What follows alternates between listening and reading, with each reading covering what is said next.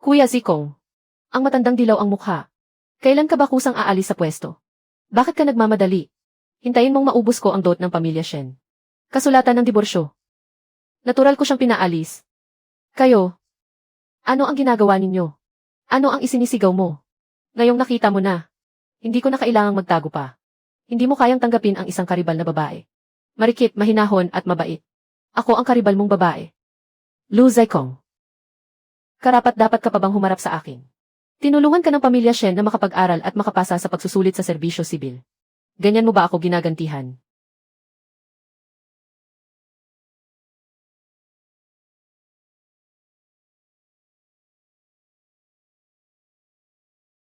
Sa makabagong panahon, isa akong tanyag na dalubhasang nutrisyonista. Hindi mabilang ang mga taong nailigtas ko. Paano ako nagising na isa ng mahina at kaawa-awang babaeng taga na yon? Ang batang ito. Naalala ko na. Nanay, giniginaw ako. Ang batang ito ay inampo ng dating may-ari ng katawang ito. Pamilya Shen.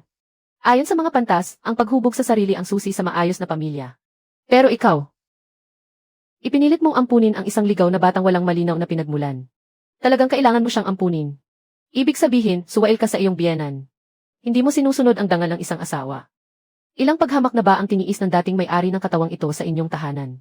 Ngayon, ako na ang mamamahala sa buhay niya. Hindi na muling mangyayari ang mga paghihirap na iyon. May mamahaling hiyas pala sa katawan ng batang ligaw na ito. Bilisan mo at dalhin mo rito para sa akin. Ilang taon na ba? Kailanman ay hindi tumugon ang batong hiyas na ito. Ngayon ay, ano man ang mangyari, hanapin siya. Lumayas ka, pag-aari niya iyan. Subukan mong hawakan iyan at tingnan natin. Napakatapang mong inahing manok na walang naipapangitlog. Naglakas loob ka pang manakit ng iba. Bawal saktan ng masasamang tao si nanay. Umalis ka. Pusang duwag. Naglakas loob ka pa siyang protektahan. Zikong. Ibigay mo sa kanya ang sirang kasulatan na iyan. Pamilyang Shen, ngayon ay ipinapasya kong hiwalayan ka. May bahid ang iyong pagkatao. Hindi ka karapat-dapat na manatiling asawa ng pamilyang Lu. Lumayas ka. Ihiwalayan mo pa talaga ako. Akala mo ba hindi ko alam ang mga kalokohang ginawa mo? Akala mo ba hindi ko alam? Lu Zikong. Kumapit ka sa makapangyarihang pinuno ng lalawigan. Kaya sabi kang sipain ang ginawa mong tuntungan. Puro kasinungalingan at walang kabuluhang salita. Mangmang na babae. Talagang wala kang kahihiyan.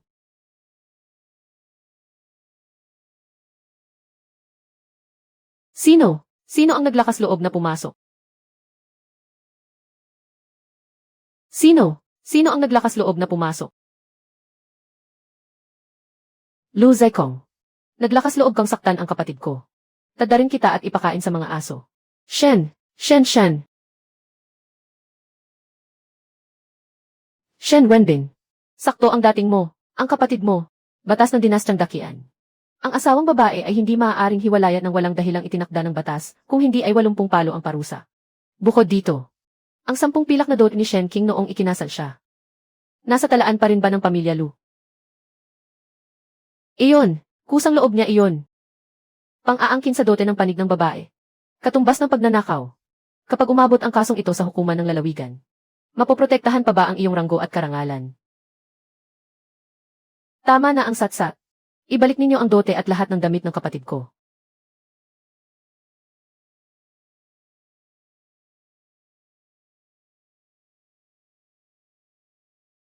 Hindi natatakot si Ruan.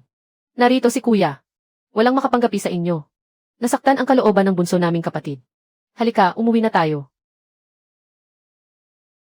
Ang init at ginhawa rito sa piling ni nanay. Gustong-gusto ito ni Ruan. Marami kang tiniis, bunso. Kasalanan ko lahat. Wala akong silbi bilang kuya. Hindi kita nadala agad pa uwi. Kapatid, inatake ka na naman ba? Kuya, ano ang nangyari sa iyo?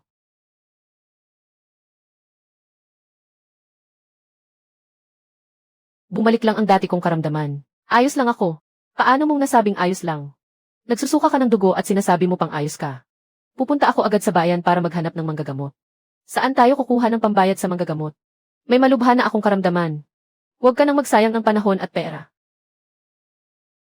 Kuya, hanapin mo agad ang lahat ng pinong karayom sa bahay. Kailangan kong tusukin ng karayom si kuya. Sige, pupunta ako ngayon din.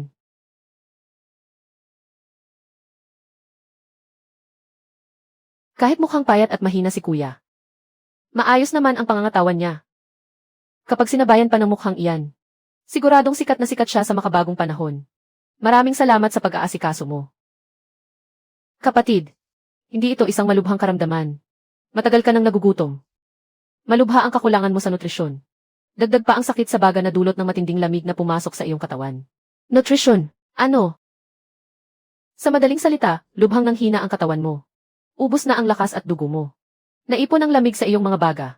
Sa tamang pagkain gamot lamang, siguradong gagaling ka. Bunso, sinabi ng lahat ng magagaling na manggagamot sa bayan na titiisin ko na lang ang sakit na ito. Huwag kang mag-alala, kapatid. Ipaubaya mo sa akin. Ano pa ang makakain sa bahay ni kuya? Nasa kusina ang lahat. Kunin mo ang anumang kailangan mo. Sabihin mo kung anong gamot ang kulang. Bukas, aakyat ako sa bundok para mamitas.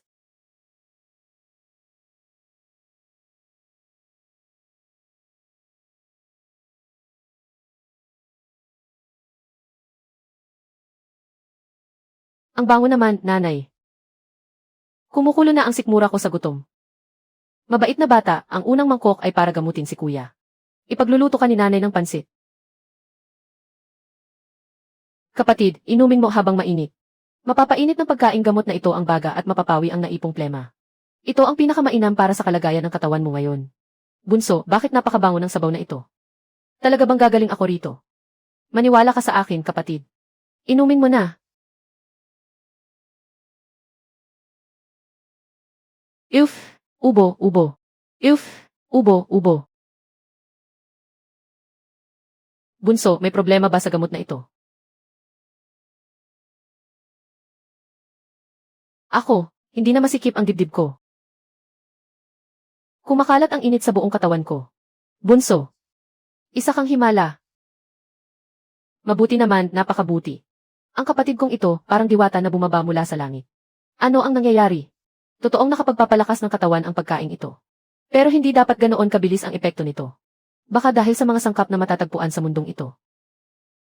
O baka naman dahil sa kakaibang kakayahang dala ko mula sa paglalakbay sa ibang panahon. Kuya, kapatid, ganoon pala kabisa ang pagkain gamot na ito. Bukas, susubukan kong magtinda nito sa pamilihan. Kikita tayo ng kaunting pera para makatulong sa gastusin sa bahay. Wala talaga akong kakayahan, kapatid. Kakauwi mo pa lamang matapos ang mahabang panahon. Iniisip mo na agad kung paano kikita ng pera. Huwag mo nang isipin iyon, kapatid. Ngayong magaling ka na. Ipagpatuloy mo na lamang ang pag-aaral para sa pagsusulit sa serbisyo sibil. Kapag nagtagumpay ka sa pagsusulit balang araw, magbabago ang katayuan ng ating pamilya. Tama, kapatid. Mag-aral ka lamang ng mabuti. May lakas pa ako kahit kaunti. Bukas, sasamahan ko ang aking bunsong kapatid. Pati si Ruan Ruan. Kailangan din kumita ng malaki si Ruan Ruan. Para mabilhan ng masasarap na pagkain si ina at ang mga tiyuhin. Napakabait talaga ni Ruan Ruan. Ihintayin ni ina na lumaki si Ruan Ruan. Bibilhan niya si ina ng masasarap na pagkain. Napakasarap pala sa pakiramdam na may sariling tahanan. Sisiguraduhin kong mamumuhay ng maayos ang buong pamilya. Aalagaan kong mabuti si Ruan Ruan hanggang sa paglaki niya.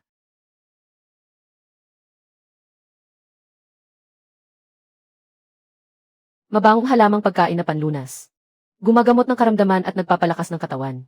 Ang bango naman nito, magkano ang isang pakete? Huwag kayong bibili.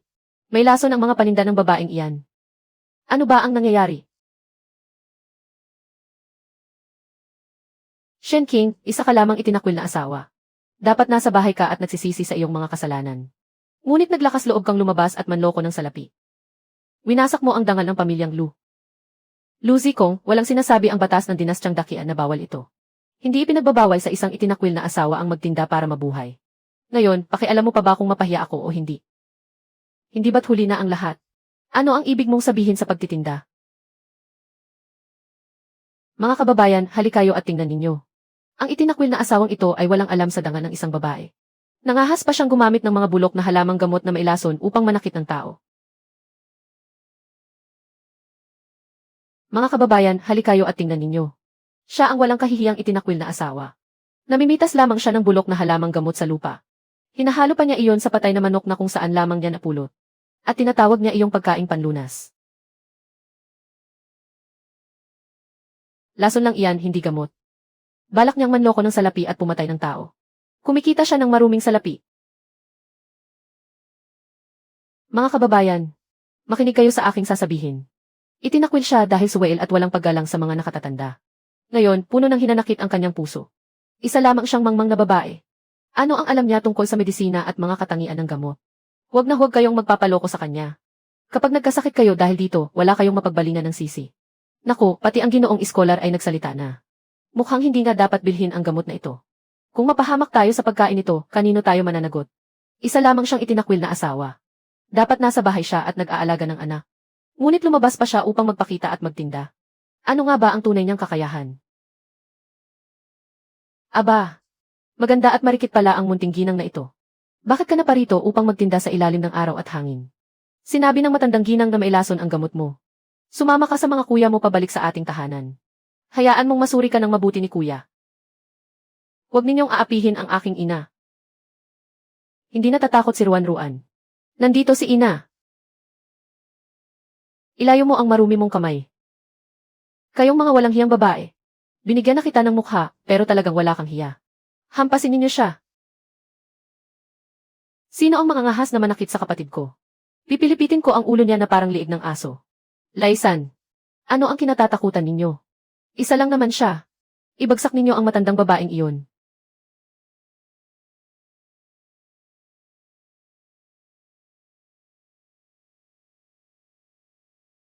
Tunay na matibay ang giling ng bato na iyan. Timbang nito ay mahigit 1,000 gin.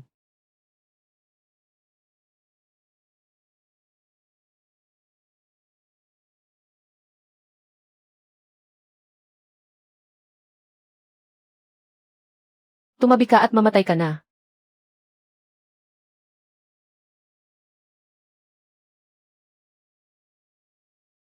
Naku, patay na, may pumapatay. Kasalanan mo iyan pagdusahan mo. Shen, bitawan mo ako. Ako ay isang taong nag-aaral. Hindi mo maaaring. Suka, tulong, suka. Hahaha. Talagang naging ganito si Lu, ang ginoong iskolar ngayon. Punong-puno raw ng kaalaman. Mabuti nga sa kanya. Ganyan ang napapala ng aapi sa mga ulila at biyuda. Tunay ngang bumabalik ang karma.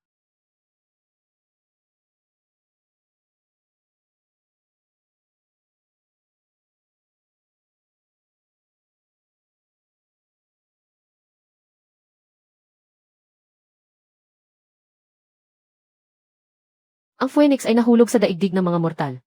Ang dragon ay napadpad sa mababaw na tubig. Pumasok sa dibdib ang kirin na hiyas. Nagbago ang takbo ng mundo. Hahaha.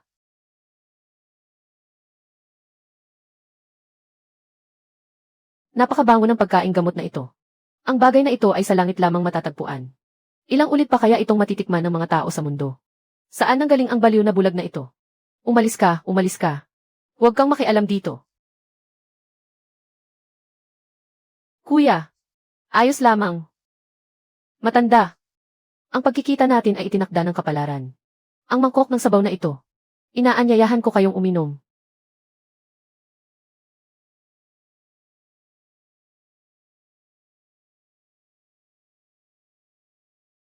Tunay ngang himalang gamot. Bini-bini.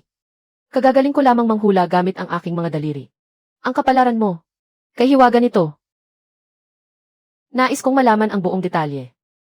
Ang kapalaran mo ay nababalot ng ginintuang liwanag. Di masukat ang iyong karangalan. Sa inyong tahanan, tiyak na mayroong mataas na opisyal na ginawang marquis o punong ministro.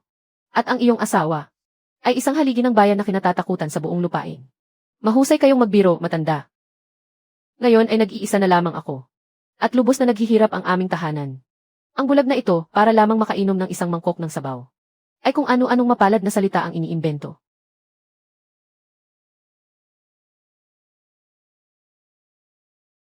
Iha, naibenta na ang lahat. Buong 500 barya. Simula pa lamang ito. Kuya, magligpit na tayo at umuwi.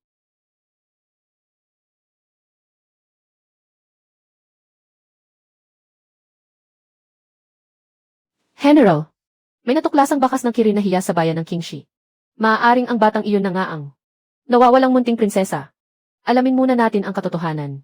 Huwag tayong magpadalos-dalos.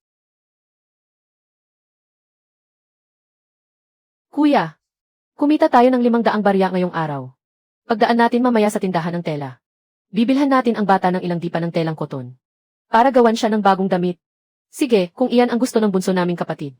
Mas gusto ko iyong matingkad na pulang seda. Bagay iyon kay Ruan-Ruan. Nanay, ayaw ni Ruan-Ruan ng bagong damit. Gusto lamang ni Ruan-Ruan na busugin siya ni nanay. Araw-araw kang mabubusog, anak. Mabait na bata si Ruan-Ruan. Ipikit mo na ang mga mata mo at matulog. Kapag nakauwi na tayo, gigisingin ka ni nanay. Bunso, umatras ka. May ilang daga ng lansangan na sumusunod sa atin. Tumigil kayo. Kung marunong kayong kumilala sa sitwasyon, iwan ninyo ang supot ng salapi sa inyong baywang. Pati ang karitong iyan, iwan ninyo. Isang hamak na mga ngaso na may kasamang babae at bata. Kung marunong kayong makiramdam, huwag na kayong magpahirap. Ang anyo at kilos ng tatlong ito. Para silang mga tulisan na kasama ni Bailan noong araw. Kuya, huwag mong patuluin ang dugo sa harap ng bata. Huwag kang mag-alala, bunso. Alam ko ang aking ginagawa. Aray ang kamay ko.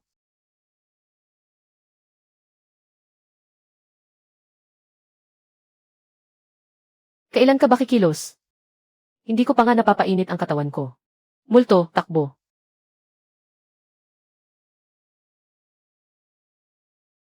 Talagang walang pinagbago si Lucy Kong, bulok na ang ugali niya. Buwisit na luna iyan, walang hiya. Bukas, pupunta ako roon at babaliin ang mga buto niya. Huwag kang magmadali, kuya. Mga payasong naghahanap ng gulo lamang sila. Umuwi na tayo.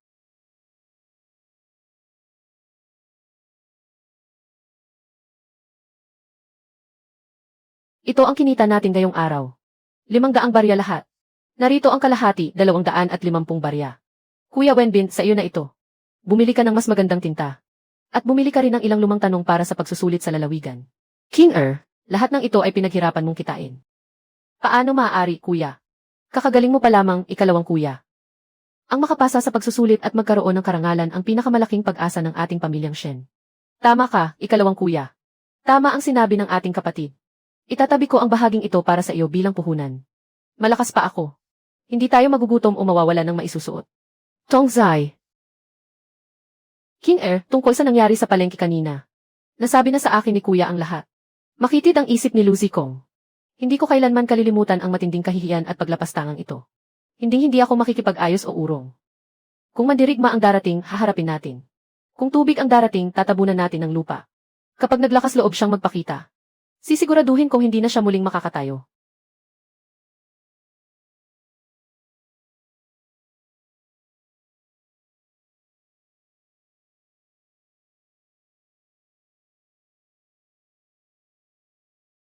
Aray ang likod ko.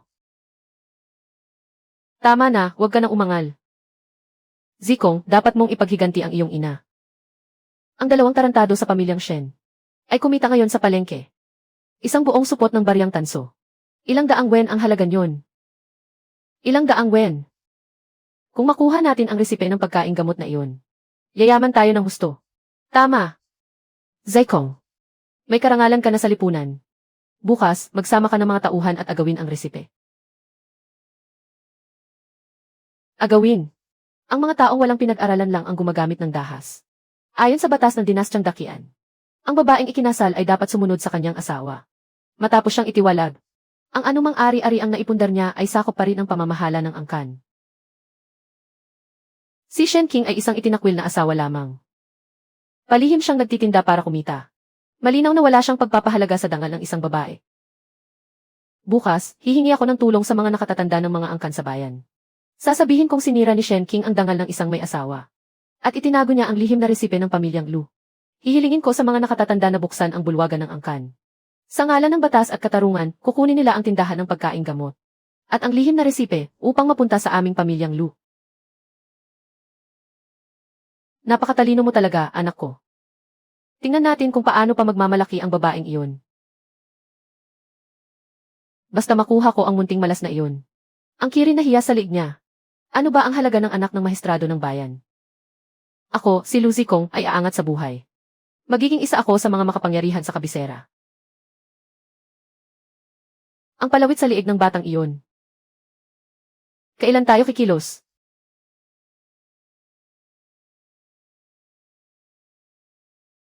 Malapit nang matapos ang palugit na ibinigay ng amo kay Ginoong Lu. Kailan mo ba talaga makukuha ang palawit na iyon?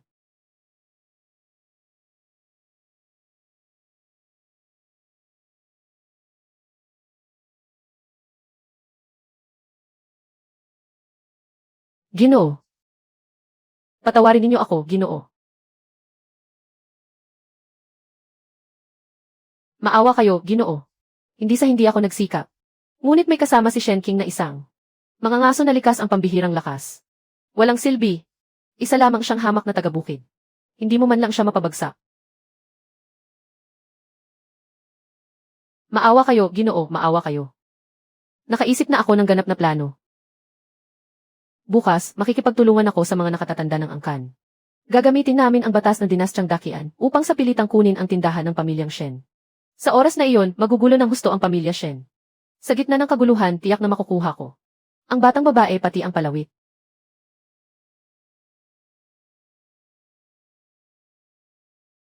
Ito na ang huling 50 tael. Maubos na ang pasensya ng amo. Ang kirinahiyas na iyon ay may kaugnayan sa dugo ng isang marangal na tao at sa kanyang napakalawak na kayamanan. Sa loob ng 10 araw, kung hindi mo maibigay ang palawit at ang batang babae, ikaw at ang iyong ina ay ihahagis ko sa libingan ng mga patay para ipakain sa mga aso. Huwag kayong mag-alala, Ginoo. Sa loob ng 10 araw, ipagkakatiwala ko sa inyo ang batang ito at ang kirinahiyas. Kung may mangyaring hindi ka nais-nais, ako mismo ang agad na haharap sa inyo. Shen King, Shen Shan. Bukas na ang araw ng kamatayan ng inyong pamilyang Shen.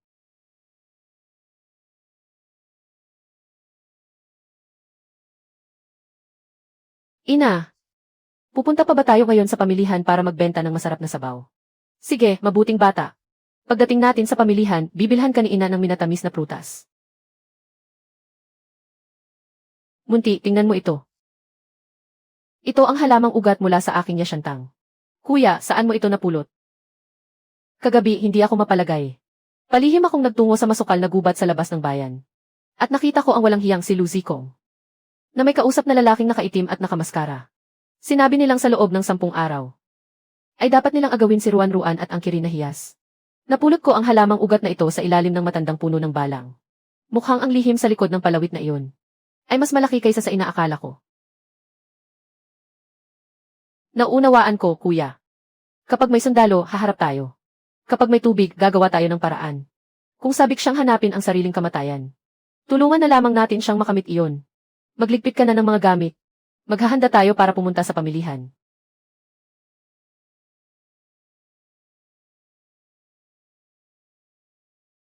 Shen King, ikaw na mangmang at walang hiyang babae.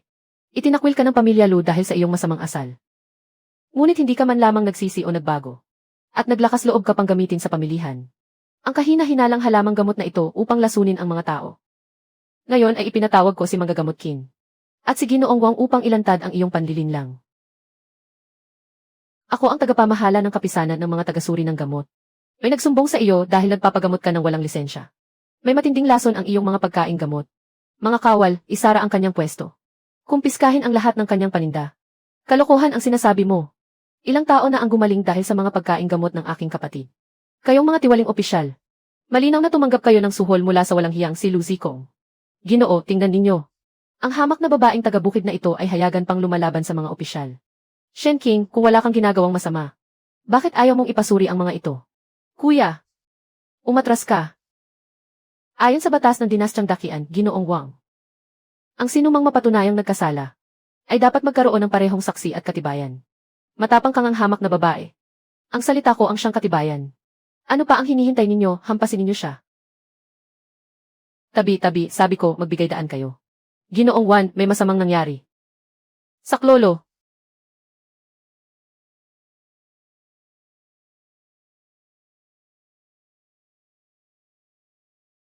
Mga kabarangay, mayroon bang mahusay na manggagamot dito? Inatake ng diabetes ang aming Ginoong Wan. Namamaga na ang buong katawan niya. At hindi na siya malinaw mag-isip. Sino ang makapagliligtas sa aming Panginoon? 100 tael ng ginto. Ang buong pusong inihahandog ng sambahayan Wan.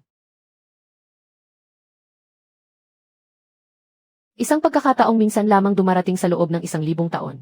Kayo ang panauhing pandangal ng tanggapan ng mahistrado. Ang munting diabetes na ito ay para sa inyo. Parang larong kayang-kaya lamang.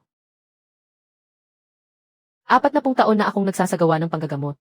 Ang karaniwang diabetes ay hindi dapat ikabahala. Tagapamahala, huwag kang mataranta. Siya ang tanyag na manggagamotkin ng buong bayan.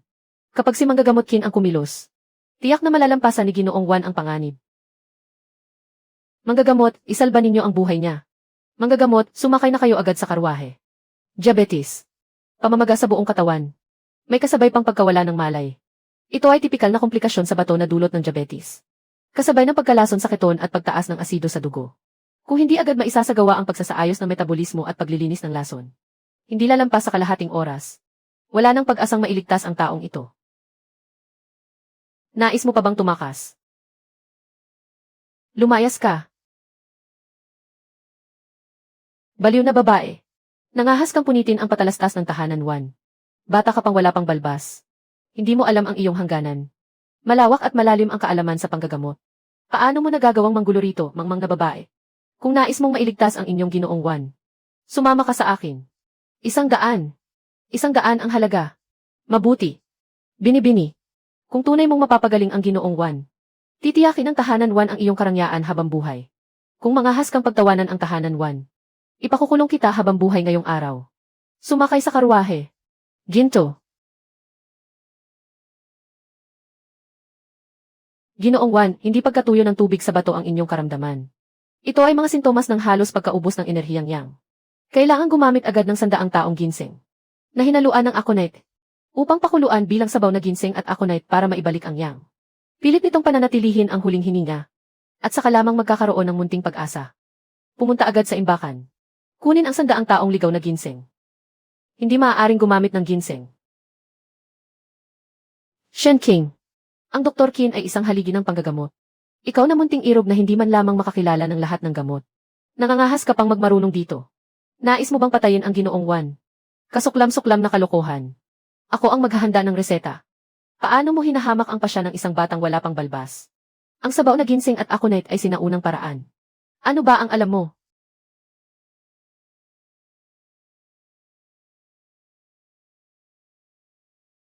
Likas ng mataba ang pangangatawan ni Ginoong Juan.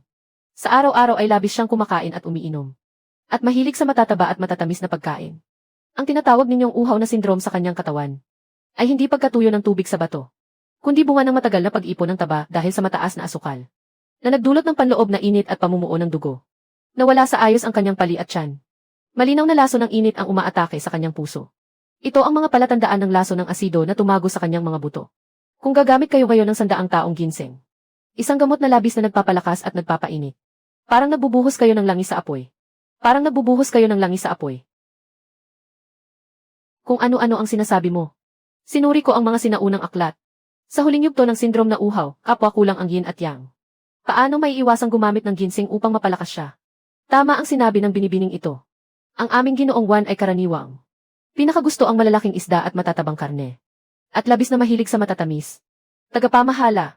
Huwag ninyong pakinggan ang kasinungalingan ng babaeng ito. Nais lamang niyang magpalipas ng oras. Nagpapakana siyang mangikil at pumatay. Buong buhay akong nanggamot. At ngayong araw ay ililigtas ko si Ginoong Juan gamit ang sabaw na ito. Tingnan natin kung ano pa ang masasabi mo, batang wala pang balbas.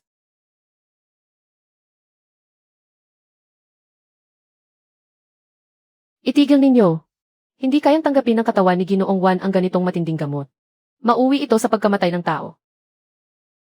Nagkamalay na ang Ginoo. Ginoong Juan, sa wakas ay nagkamalay na kayo. Ang Dr. Qin ang nagligtas sa inyo gamit ang lihim na gamot. Tunay ng karapat-dapat sa pangalan ng banal na manggagamot. Dr. Qin, hindi matutumbasan ng pasasalamat ang inyong kabutihan. Kung sakaling kailanganin ninyo si Juan sa hinaharap, hindi kailanman tatanggi si Juan. Ginoong Juan, makabubuting huwag muna kayong masyadong mabalisa. Hindi kayo kayang pagalingin ang sabaw na ito. Mukha lamang kayong nagkamalay ngayon. Sa halip, unti-unti nitong inuubos ang lakas ng buhay. Ang sabaw na ito, mabuti na kung tatagal ito ng 1 oras. Kapag sumapit ang takdang oras, lalo lamang lalala ang inyong karamdaman. Tumahimik ka, babaeng walang hiya. Nagkamalay na si Ginoong Juan. Nangahas ka pa talagang manggulo rito. Sino ka? Ginoong Juan, ang taong ito ay si Shen King. Dati ko siyang asawa. Ngunit hindi niya iginalang ang aking ina. Ni ang kanyang asawa. Nakipagrelasyon pa siya sa ibang lalaki. Kaya napilitan akong hiwalayan siya. Ngunit hindi man lamang siya nagsisi. Hindi lamang siya nagbenta sa pamilihan ng bulok na ugat ng puno bilang halamang gamot upang manloko. Pinigilan pa niya kanina si Manggagamot Kin na iligtas kayo. Mabuti na lamang at napigilan ko siya sa oras. Kung hindi, hindi na mailalarawan ang magiging kahihinatnan. Lucy Kong, walang ipinagbago ang kapal ng mukha mo. Sapat na. Narito tayo sa tahanan ni Ginoong Wan. Ano ang pakay ninyo? Totoo ba ang sinabi ni Ginoong Lu? Wala ring alam ang ibang mga tauhan. Ngunit ang dalagang iyon kanina ay talagang sinubukang pigilan si Manggagamot Kin na painumin kayo ng sabaw na ito. Kung gayon, ipabilanggo muna siya. Magpadala ng mga tauhan sa tanggapan ng bayan upang magsampa ng kaso. Ipaubaya natin sa pamahalaan ang investigasyon at paghatol. Hindi na kailangang gawing napakakomplikado nito. Ginoong Wan, ipaubaya ninyo siya sa akin. Tiyak na malalaman ko kung bakit niya kayo gustong ipahamak. Ginoong Wan, pinigilan ko sila kanina na painumin kayo ng sabaw na iyon upang mailigtas kayo sa kasalukuyang kalagayan ng inyong katawan. Hindi ninyo kayang tiisin ang matinding pampalakas ng sabaw na iyon. Lubhang mapanganib ang kalagayan ng inyong katawan ngayon. Wala namang masama kung magpasuri muna kayo sa akin. Bakit hindi ninyo subukan? Ito. Sige, suriin mo nga ako. Ginoong Wan, halos maubos ang aking lakas sa pagsagip sa inyo. Ngunit dahil sa ilang salita ng taong ito, pinagdudahan ninyo ako. Hindi ba ito nararapat? Tama po, Ginoong Wan. Kung siya ang magpapasuri sa inyo ngayon, masasaktan ang damdamin ni Manggagamot Kin. Ang inyong karamdaman ay nangangailangan pa ng mga susunod na lunas. Pag-isipan ninyong mabuti kung sino ang dapat ninyong paniwalaan. Ibilanggo muna siya.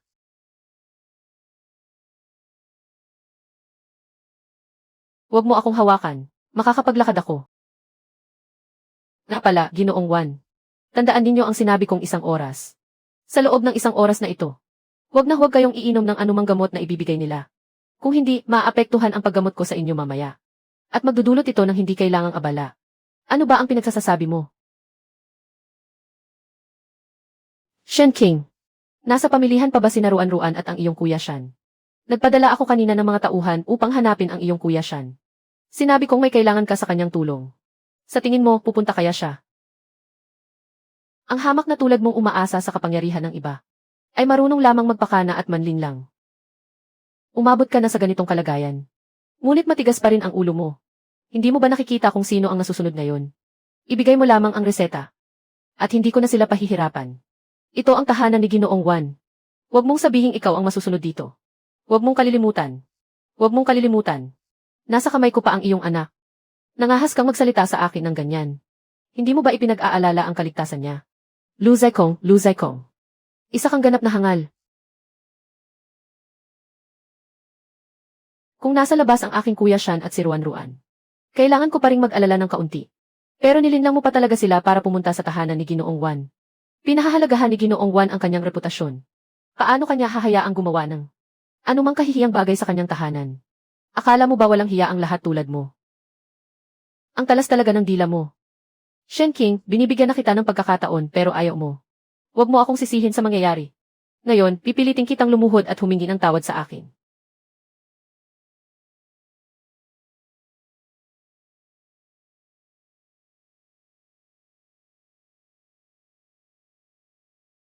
Ito, paano ito nangyari? Malinaw na umepekto na ang sabaw na ginseng ko. Ginoong Wan, ano ang nangyari sa inyo? Bilisan ninyo, tawagin ang mahikang manggagamot na si Qin. Bilisan ninyo at iligtas si Ginoong Wan. Ito. Marami ng taon akong nanggagamot. Ngunit ngayon lamang ako nakakita ng ganitong kalagayan. Ano? Wala ka ring magagawa. Huwag sabihin na totoo ang sinabi ng babaeng iyon. May lason ang sabaw na ginseng mo. Imposible, talagang imposible. Iyan ay lumang reseta na ginamit sa loob ng napakaraming taon.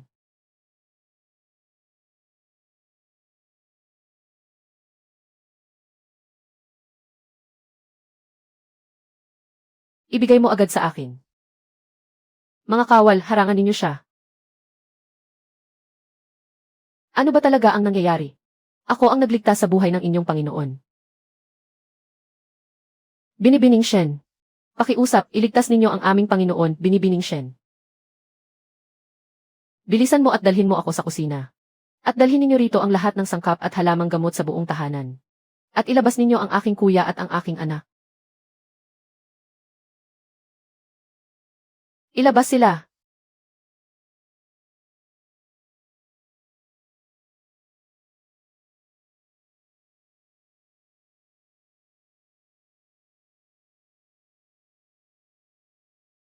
Kay ginhawa, para bang nawala ang malaking batong. Nakadagan sa dibdib ko ng kalahating taon. Ang buong katawan ko ay gumaan na para bang nabawasan ako ng 10 taon. Ginoong Juan, nagkamalay na kayo. Totoo ngang nagkamalay kayo. Binibining Shen. Ako. Napakatanga ko talaga. Pinaniwalaan ko pa ang mga kasinungalingan ng dalawang hamak na iyon. Huwag ninyong sisihin ang inyong sarili, Ginoong Juan. Nilinlang lamang kayo ng dalawang manloloko. Tama kayo, talagang kasuklam-suklam ang dalawang iyon. Muntik na nilang kitilin ang buhay ng matanda. At ganito pa ang ginawa nila sa inyo, manggagamot na Shen. Mga kawal. Dalhin dito ang dalawang manloloko. Ginoong Juan, awa naman po. Hindi na po ako ulit. Kayong ang dalawa ay naglakas loob na siraan si manggagamot na Shen. At tinakot pa ninyo ang matanda. Dahil sa inyo, muntik nang mapahamak si manggagamot na Shen. Kahit ano pa ang mangyari, hindi ko kayo mapapatawad ng basta-basta. Mga kawal, baliin ang mga binti ng dalawang manlolokong ito. Ginoong Juan, isa po akong batang iskolar. Isa po akong taong nag-aaral. Hindi ninyo maaaring basta na lamang ipataw ang parusang pisikal. Labag iyan sa batas. Sa tahanan ni Ginoong Juan, ang salita ng matanda ang siyang batas. Shen King, babaeng hamak ka. Bilisan mo at mamagitan ka para sa akin. Ako ang iyong asawa. Naibigay na ang liham ng paghihiwalay. Putol na ang ating ugnayan at wala nang balikan. Karapat dapat ka pa bang tawagin akong asawa mo? Ang mga binti ko. Nabali ang mga binti ko. Itapon palabas ang hamak na walang hiya na ito. Pati ang huwad na manggagamot na mahilig manlinlang. Itapon silang dalawa palabas ng tahanan ni Ginoong Juan. Huwag ninyong dungisan ang lupain ng matanda. Manggagamot na Shen, kung hindi dahil sa inyong pambihirang galing sa pagpapagaling. Matagal nang napunta sa kamay ng huwad na manggagamot ang buhay ng matanda. Kaunting-munting handog lamang ito. Hindi ito gaanong mahalaga. Ginoong Juan, ano po ang ibig ninyong sabihin? Ang gintong ito ang napagkasundo ang bayad sa pagpapagamot. Tungkol naman sa kasulatan ng bahay na ito. Simula ngayong araw, mapapasa inyo na ang buong kalyeng ito. Ituring ninyo itong kabayaran ng matanda kay manggagamot na Shen. Talagang napakalawak ng kamay ni Ginoong Fang. Karapat dapat si manggagamot na Shen. Tagapamahala. Dalhin agad ang ginto. Samahan si manggagamot na Shen sa paniningil sa pamilihan. Opo, Ginoong Juan.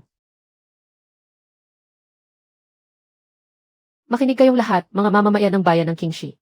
Simula ngayon, ang silangang kalye ng pamilihan ay binili na ng Angkan Juan. At buong buo itong ipinagkakaloob kay Binibining Shen King. Walang upa sa loob ng 100 taon. Ipinamigay ni Ginoong Juan ang buong kalye kay Shen King. Ari-arian iyan ng Angkan Juan. Talagang pinagpala si Shen King sa kabila ng kasawian. Mula sa sanga, biglang naging isang maringgal na phoenix. Ngayong nasa atin na ang kalye. Sa wakas, mabubuksan na ang yasyantang ko. Habang buhay. Hahaha, manggagamot na Shen. Binabati kita, binabati kita. Ang dalawang rebultong pusang ito na umaakit ng kayamanan ay espesyal na ipinagawa ng matanda. Upang hilingin ang matagumpay na pagbubukas ng negosyo ni manggagamot na Shen. Naway dumaloy ng sagana ang kayamanan. Maraming salamat sa inyong pagtangkilik, Ginoong Juan. Mga tiyuhin at tiyahin. Halina't tikman ninyo ang matamis na inumin na ginawa ni Ina. Ay, napakasarap ng sabaw na ito. Matagal nang masama ang sikmura ko, pero matapos ko itong inumin, uminit at gumaan ang pakiramdam ko. Napakaginhawa. Hindi ba? Ilang araw na akong inuubo. Matapos kong inumin ang sabaw na pampainit ng baga ni Binibining Shen. Pagkagising ko kaninang umaga, hindi na masakit ang lalamunan ko.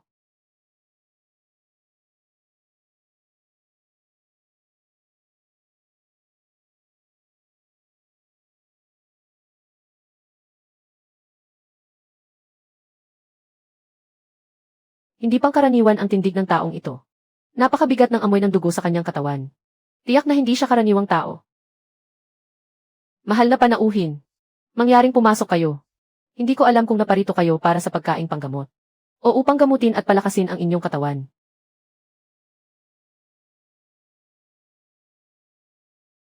Mahal na panauhin, hindi ba't hindi magalang ang titig ninyo sa aking anak? Hindi ba't medyo walang galang iyon? Batang paslit. Ano ang pangalan mo? Ina, natatakot si Ruan Ruan. Ina, natatakot si Ruan Ruan. Ina, natatakot si Ruan Ruan.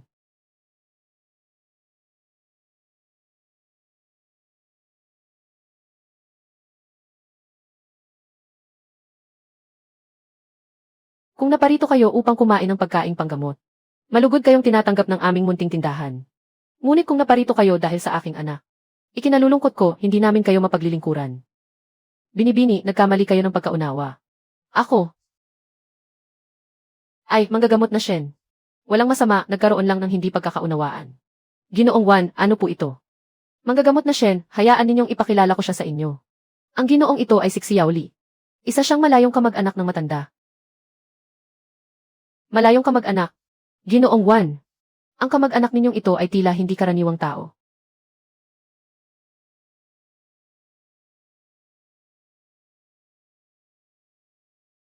Matalas ang inyong paningin, manggagamot na Shen. Hindi ko na ito itatago sa inyo. Kawawa ang batang si Xiaoli.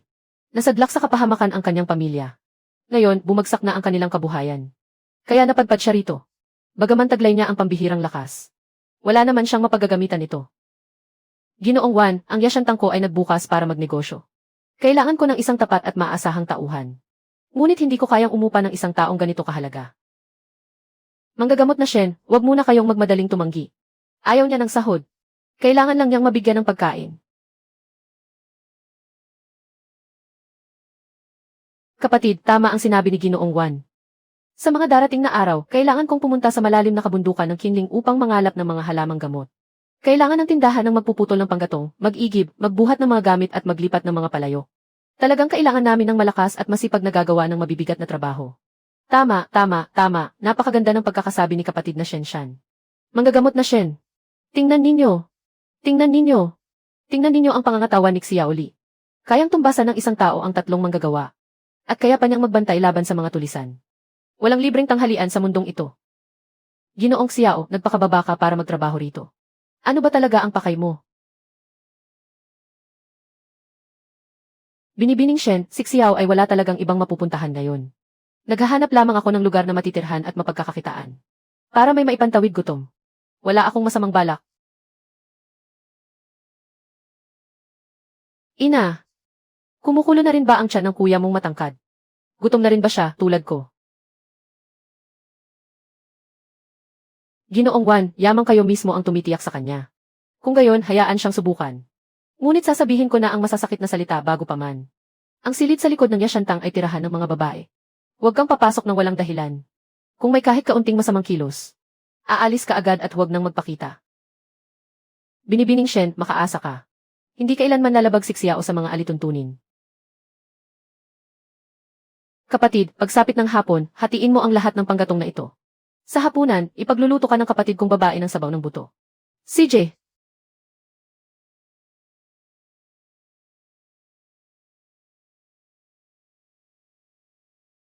Simulan na.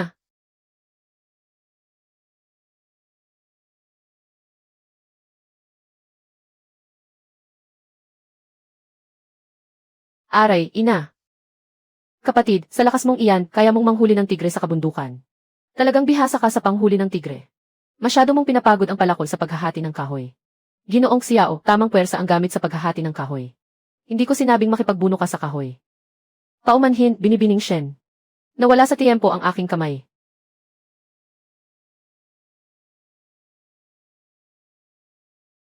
Nauunawaan mo na ba? Bawasan mo ng kaunti ang puwersa. Hatiin mo ito kasabay ng hibla ng kahoy. Maraming salamat sa payo, binibining Shen. Nauunawaan ko na.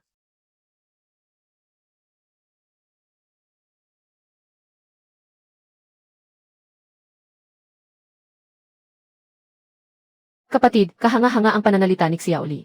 Marangal at tuwid ang kanyang tindig. Tiyak na hindi siya karaniwang mamamayan. Maingat na desisyon ang pag-iwan sa kanya sa tindahan. Huwag kang mag-alala, ikalawang kapatid. Bagaman hindi malinaw ang kanyang pinagmulan. May sapat siyang pagpipigil sa lahat ng ginagawa niya. At wala siyang masamang balak kay Ruan-Ruan. Bantayan na lamang natin siya.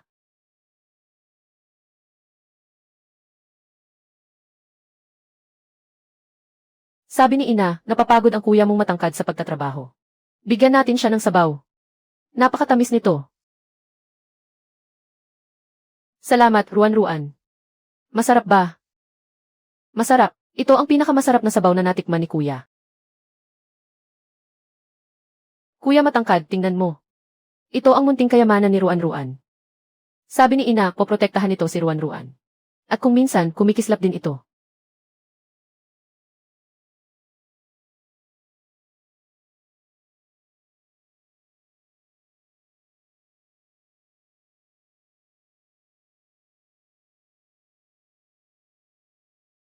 Bunso. Ang tunay kong bunso. Huwag kang umiyak, kuya matangkad. Nandito si Ruan-Ruan.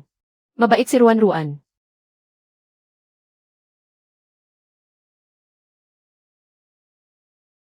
Dalawang hati ng isang batong hiyas. Siya pala ang tunay na kapatid ni Ruan-Ruan. Kaya pala nagpakababa siya para maging trabahador. Sino ka ba talaga? Bakit ka pumunta sa Yashantang? Talagang naparito ka dahil kay Ruan-Ruan. Binibining Shen. Ngayong umabot na sa ganito. Hindi na kita paglilihiman. Ruan-Ruan. Siya nga ay akin. Ang bunsong kapatid kong matagal nang nawawala. Ang tunay kong bunso. Yamang tunay mo siyang kapatid. Bakit mo siya hinayaang mamuhay sa lansangan noon? Ngayong maayos na ang buhay niya. Pupunta ka rito para agawin siya sa akin. Noon, hinahabol at pinapatay siya ng aming mga kaaway. Muntik nang mamatay ang mga tapat na lingkod bago siya nailabas. Sa loob ng mga taong ito, hindi ako tumigil sa paghahanap sa kanya. Binibining Shen. Alam kong napakalaki ng utang na loob ni Ruan-Ruan sa iyo. Makaasa ka. Kumikilos na ng palihim ang aming mga kaaway. Kung ilalayo ko ngayon si Ruan-Ruan, kapahamakan lamang ang idudulot ko sa kanya. Kung gayon, ano ang balak mo? Nais ko lamang manatili sa tabi niya. Ipinapangako ko sa iyo. Hanggat hindi lubusang nalulutas ang panganib. Hindi ko siya sa pilitang ilalayo. Tandaan mo ang iyong pangako. Kapag nalaman kong ikaw ay naghatid ng anumang panganib kay Ruan-Ruan, kahit buhay ko ang kapalit pagsisisihin kita.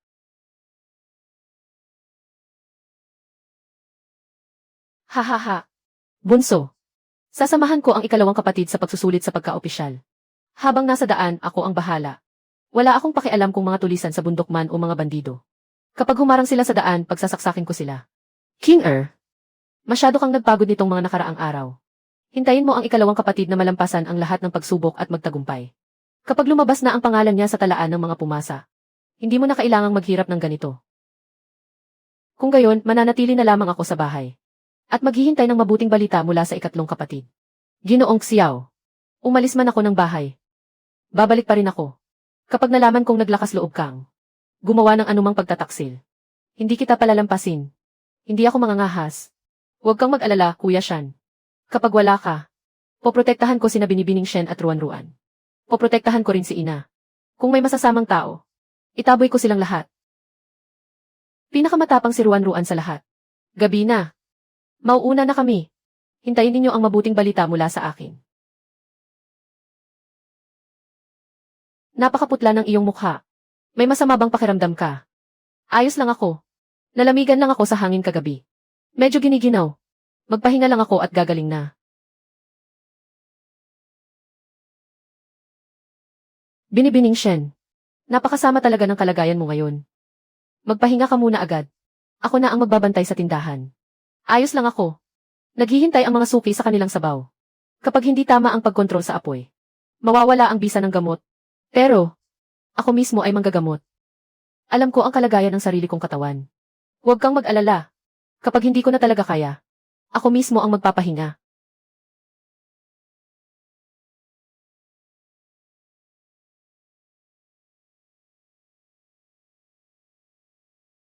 Napakatigas talaga ng ulo mo.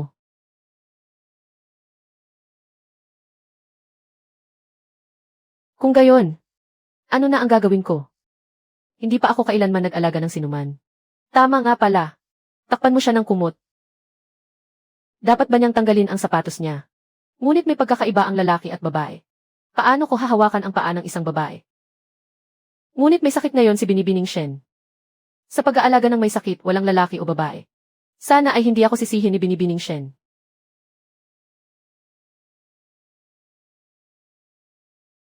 Huwag tumingin sa bagay na hindi nararapat. Naaalala ko noong bata pa ako at nilalagnat. Lagi akong inaalagaan ni ina. Nilalagyan niya ng basang panyo ang aking noo. Kumuha ka ng tubig para sa akin.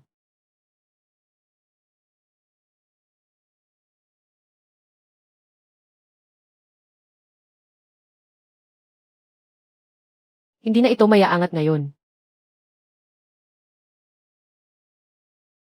Kuya malaki. Bakit hindi nagigising si ina? Natatakot si Ruan-Ruan. Hindi ba iiyak na si Bunso? Ano na ang gagawin natin? Mga kawal lang ang nadala ko. Hindi pa naman ako nakapag-alaga ng bata. Ruan-Ruan, inuutusan kitang huwag umiyak. Nagpapahinga lamang ang iyong ina. Magigising din siya agad. Ang laki-laki ng katawan ni kuya, pero ang tapang niya. Lagot na, lagot na. Sa unang pagkakataon kong mapag-isa kasama ang aking kapatid matapos ko siyang matagpuan. Pinaiyak ko agad siya. Napakalaking kabiguan ko bilang kuya. Muling naging halimaw si Kuya Dakila. Heto. Ruan-Ruan. Huwag ka nang umiyak. Tingnan mo. May ibibigay sa iyo si kuya. Candy para sa iyo.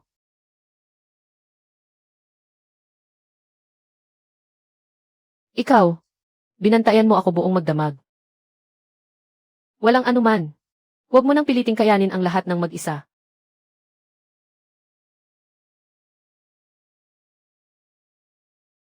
Paumanhin, binibining Shen. Naging padalos-dalos ako. Hindi ka naman naging padalos-dalos. Susundin ko ang payo mo. Tama nga pala. Huwag mo na akong tawaging binibining Shen. Tawagin mo na lang akong King Er. CJ. King Er.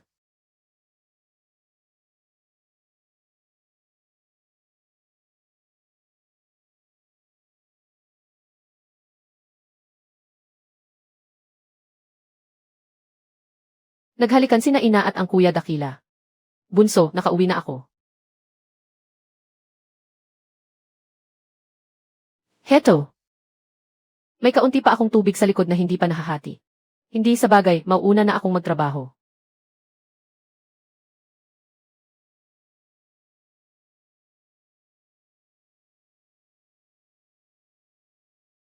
Sumagad na ang pasensya ng aming amo.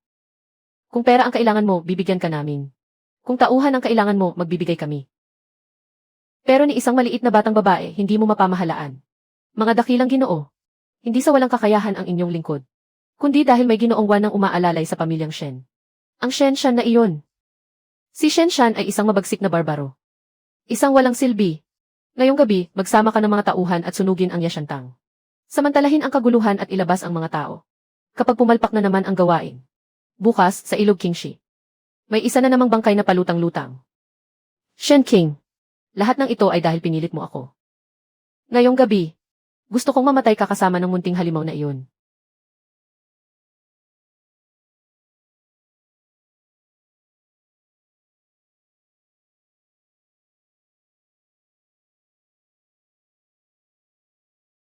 Shen King. Ngayong gabi, mamamatay ka ng walang libingan. Sunugin ninyo. Sunugin ninyo ng buong bangis. Ang hamak na babaeng iyon at ang munting halimaw na iyon. Sunugin ninyong maging abo. Bilisan ninyo, lusubin ang loob at agawin ang lihim na resipe. Sino ang walang takot sa kamatayan? Sino ang nangangahas manggulo sa tindahan ng aking kapatid?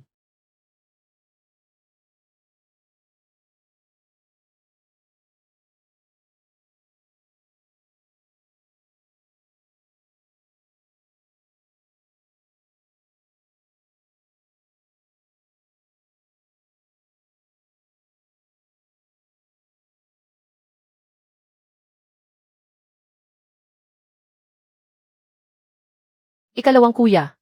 Dalhin mo ang talaan at ang mahahalagang sangkap ng gamot. Ilagay ang lahat sa mga kahon at maghanda tayong umalis. Bunso, huwag kang mag-alala. Ayon sa batas ng dinastyang Dakian, ang sinumang nagsusunog at gumagawa ng krimen ay ituturing na kasabwat sa paghihimagsi. Ang parusa rito ay kamatayan sa pamamagitan ng pagpugot. Ngayong gabi, sino man kayo, huwag ninyong asahang makaalis ng ligtas.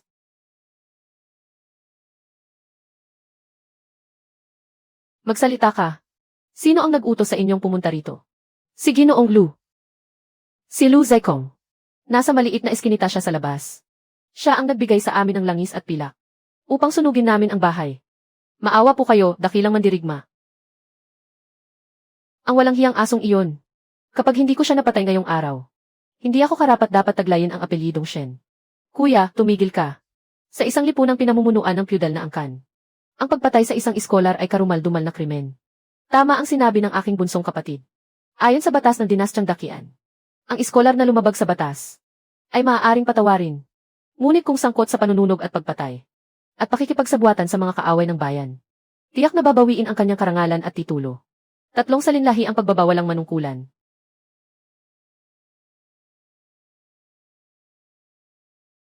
Shen King, isa akong iskolar. Kapag nangahas kang saktan ako, hindi ka palalampasin ng pamahalaan. Nanghuli ka ng mga tao sa kalaliman ng gabi para sunugin ang aming tindahan.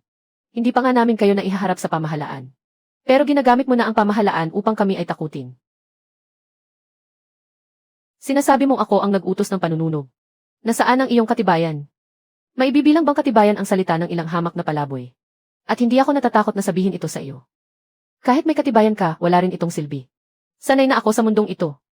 Ang mahalaga rito ay kung sino ang may impluwensya. Bukas, magkita tayo sa hukuman. Tingnan natin kung sino sa atin ang tuluyang mawawasak ang dangal.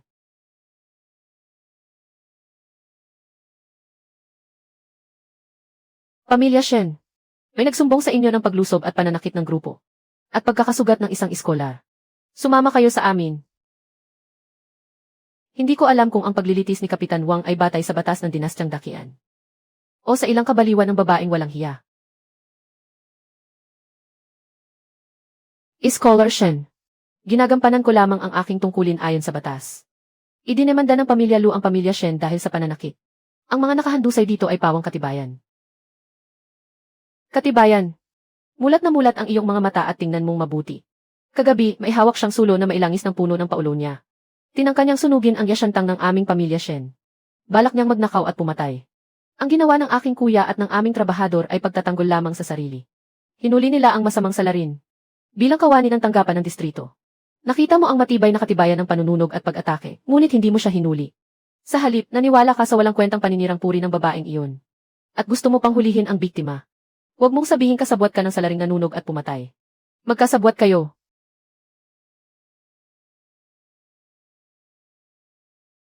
Iskolar Shen, huwag kang magbintang ng walang batayan. Tungkulin ko ito bilang kapitan.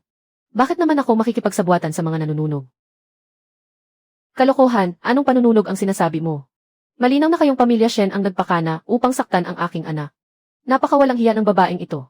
Totoo ngang nakipagsabuatan ka sa isang gwapong lalaki upang bugbugin ang iyong dating asawa. Huwag kayong maniwala sa mga kasinungalingan ng baliw na Iskolar Shen na ito. Bilisan ninyo at dakpin sila.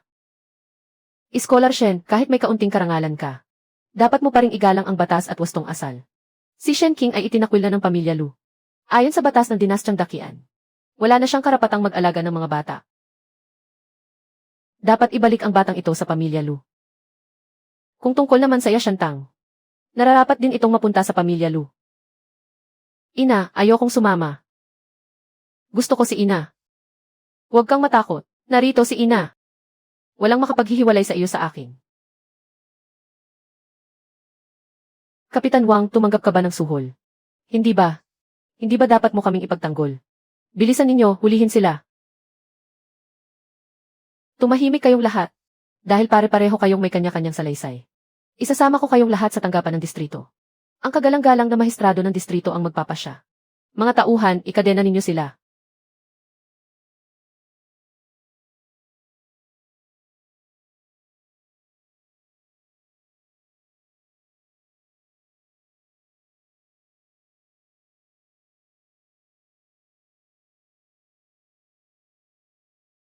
Tingnan natin kung sino ang mga ngahas na galawin ang manggagamot na Shen. Ginoong Wan, bakit po kayo narito? Kapitan Wang, napakalaki ng iyong tapang. Ang manggagamot na Shen ay tagapagligtas ng buhay ng Ginoong Wan. Nangahas kang magsama ng mga tao upang isara ang kanyang tindahan. At dakpin siya. Ginoong Wan, kumalma po kayo. Ito ang sumbong ng pamilya Lu laban kay Shen King sa pananakit. Tungkulin ko lamang ang ipatupad ang batas ng patas. Tungkulin ko lamang ang ipatupad ang batas ng patas. May lata ng langis ng sa lupa bilang ebidensya. Hindi mo hinuhuli ang nagsunog. Ang biktima pa ang iyong hinuhuli. Bukas mismo akong pupunta sa tanggapan ng hukom ng lalawigan. Makikipag-usap ako ng mabuti kay Hukom Bay tungkol sa patas na pagpapatupad ng batas. Ginoong Juan, huwag na po kayong magalit. Kung gayon, ipagpaliban muna natin ito ngayong gabi. Bukas na bukas. Pakiusap, Binibining Shen. Shen Xiukai at lahat ng nasa pamilya Lu. Sumama kayo sa amin sa bulwagan ng tanggapan ng hukom. Doon kayo paglilitisin ng marangal na hukom ng lalawigan. Mabuti, bukas, sa bulwagan ng tanggapan ng hukom. Magkita tayo sa bulwagan ng hukuman. Nakatulog na si Ruan. Ano ang ginagawa mo rito? Wala naman. Hindi ako makatulog kaya lumabas ako para magpahangin. Nagpapanggap ka na namang matatag. Sino ang nagpapanggap na matatag? Huwag kang magsalita ng kung ano-ano. Sige na. Pinakamatatag si Binibining Shen. Kung ako ang nasa kalagayan mo. Siguradong umiyak na ako. Tutal, sariling dugo at pawis mo ang inilaan mo sa napakahabang panahon. Ngayon, isang iglap lang ay winasak ng mga magnanakaw. Ang sama mo talaga. Sinadya mo bang pumunta rito para pagtawanan ako? Gusto ko lamang sabihin sa iyo. Kahit ang pinakamatatag ay may karapatang umiyak. Binibining Shen. Hindi mo kailangang pasanin mag-isa ang lahat ng problema. Nariyan ang iyong Kuya Shan at Kuya Wenbin. At nariyan din ako. Paano kung suhulan nila ang mga opisyal? Paano kung bukas ay ipagkaloob ng hukuman si Ruan sa kanila? Ano na ang gagawin natin? Huwag kang mag-alala. Ako ang tunay na kuya ni Ruan. Naglakas loob silang gawin iyon. Ako ang unang tatanggi. Ano naman ang silbi ng pagtanggi mo? Isa ka pa lamang hamak na manggagawa ngayon. Naniniwala ka ba sa akin? Naniniwala ako sa iyo. Kung gayon, ipagkatiwala mo na sa akin ang lahat. Iiyak ka pa ba? Maaari mong sandalan ang balikat ko. Sino ang umiiyak? May pumasok lang na buhangin sa mata ko. Nasa tamang himig na ang pagkakataon. Dapat ba akong gumawa ng isang bagay? Pero paano kung isipin ni Binibining Shen na masyado akong bigla? Paano kung magalit siya? Lalaki kang malaki, puro isip pero walang gawa. Kapag tinitigan mo ako ng ganyan, nawawala ang aking konsentrasyon. Nawawala ang konsentrasyon, ano ba ang iniisip mo kanina?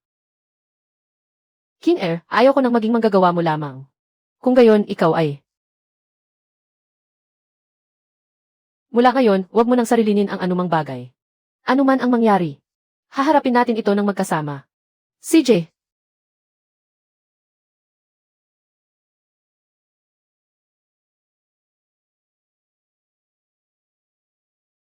Katahimikan.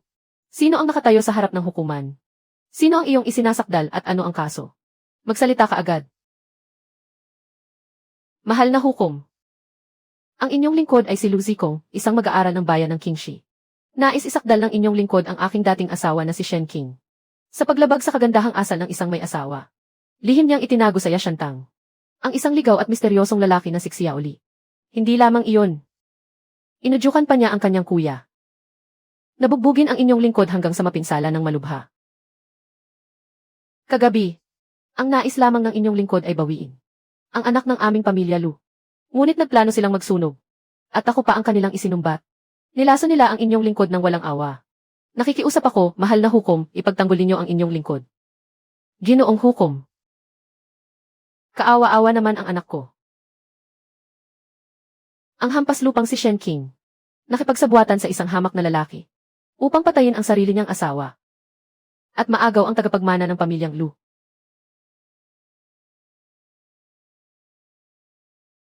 Ginoong hukom, winasak ng kanyang ginawa ang kaugalian ng bayang ito. Wala siyang kinikilalang batas o otoridad. Nakikiusap ang inyong abang lingkod na parusahan ninyo ng mabigat ang masamang babaeng ito. Hatulan siyang ilubog sa kulungan ng baboy. At ibalik sa pamilya Lu ang bata at ang lihim na resipe ng pagkaing gamot. At ibalik sa pamilyang Lu ang lihim na resipe. Pakinggan ang magkabilang panig ng makatarungan. Shen! Tungkol sa mga paratang ng pamilya Lu. May masasabi ka ba? Ginoong hukom, may naisabihin ang inyong lingkod. May naisabihin ang inyong lingkod. Ang lahat ng sinabi ng pamilyang Lu ay pawang paninirang puri at walang basihang paratang. Binaligtad nila ang tama at mali. Ito ang kautusang isinulat at nilagdaan ko kagabi. Nang personal, kaugnay ng pagsusunog. May dalang sulo na mailangis ng tung. Upang sunugin ang Yashantang. At magnakaw upang yumaman habang pumapatay. Ginoong hukom. Ang dalawang lalaking ito ang nagsunog kagabi. Nahuli namin sila sa mismong pinangyarihan. Umamin na sila. Mga salarin sa harap ng hukuman. Bakit hindi pa kayo magsabi ng buong katotohanan? Kapag may isang salitang kasinungalingan, daranas kayo ng matinding pagpapahirap. Ginoong Hukom, patawarin ninyo kami. Aamin na kami sa lahat. Ang Ginoong Lu, ang nagbigay sa amin ng pilak at langis ng tung. At nag-utos na sunugin ang silid ng resipe at nakawin ang lihim nito. Si Lucy Kong ang nag-utos sa lahat. Walang kinalaman dito ang pamilya Shen. Kalokohan, puro kayo kalokohan. Ginoong Hukom, pinahirapan sila ng pamilya Shen hanggang sa mapilitang umamin. Pinilit silang gumawa ng maling pag-amin. Ang inyong lingkod ay napagbintangan lamang. Ako po si Shen Wenbin. Humaharap ako sa inyo, Ginoong Hukom. Shen, mabuti at dumating ka. Ano ang ebidensya mong ihaharap sa hukuman? Ginoong Hukom, may ebidensya ang inyong lingkod. Ito ang orihinal na liham na personal niyang isinulat noon. Pati na ang kasulatan ng paghihiwalay na may tatak ng dalawang pamilya. Malinaw na nakasaad sa batas ng dinastyang Dakian. Na kapag naghiwalay ang dalawang pamilya ayon sa salitang tubo, si Shen King ay wala nang anumang kaugnayan sa pamilyang Lu.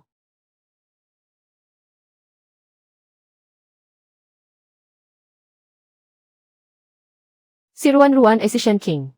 Ay isang batang ulila na legal niyang inampon. Ang pag-agaw ng pamilya Lu sa bata upang hingin ang lihim na resipe ay tahasang pagnanakaw at sapilitang pang-aagaw.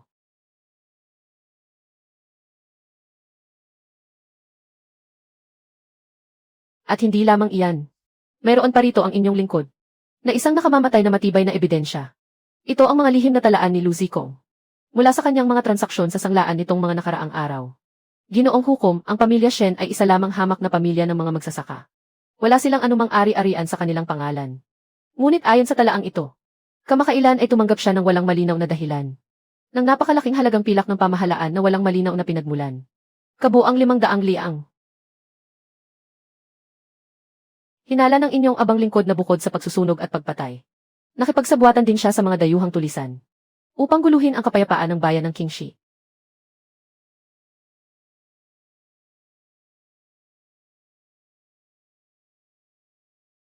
Tumahimik ang lahat. Ipatawag dito ang tagapamahala ng sanglaan upang humarap sa pagtatanong. Tagapamahala ng sanglaan. Tatanungin kita ng hukuman. Ang 500 liang pilak ng pamahalaan na nasa talaang ito ay ipinapalit ba sa inyong sanglaan? At si Lucy Kong ba ang tumanggap nito? Tama po, Ginoong Hukom. Totoo po ang bagay na iyan. Ang pilak na ito ay ipinadala kalahating buwan na ang nakalipas. Mula sa kabisera sa pamamagitan ng isang sanglaan. Tahasan mong tinukoy si Ginoong Lu. Narito rin ang lagda at tatak ni Ginoong Lu.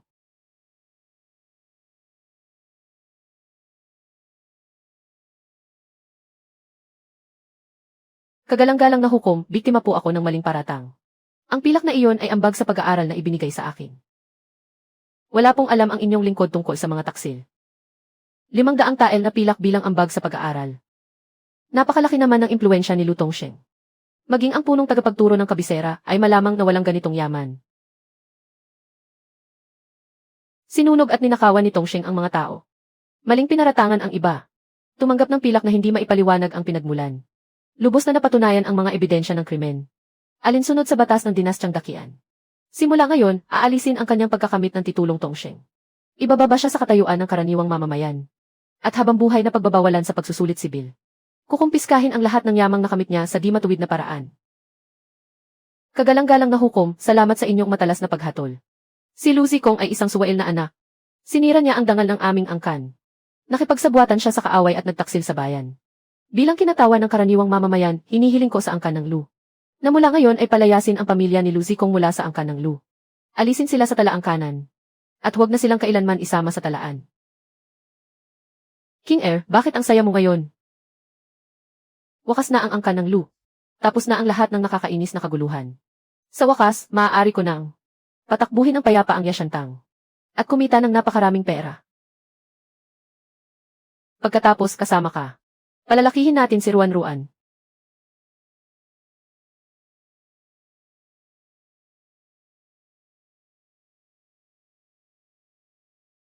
Kapag malaki na si Ruan Ruan, matanda na rin tayong dalawa. Isang matandang lalaki at isang matandang babae. Araw-araw tayong magkatabing magpapaaraw. Ikaw ang matandang lalaki. Hindi ako magiging matandang babae, ah. Sige, mananatiling bata at maganda ang ating King.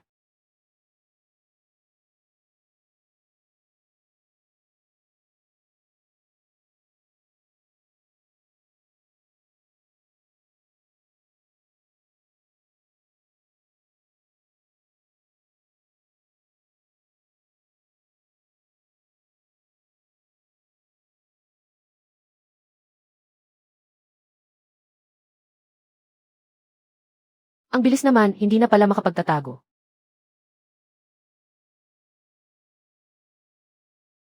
Naghahanap ka ba ng kamatayan?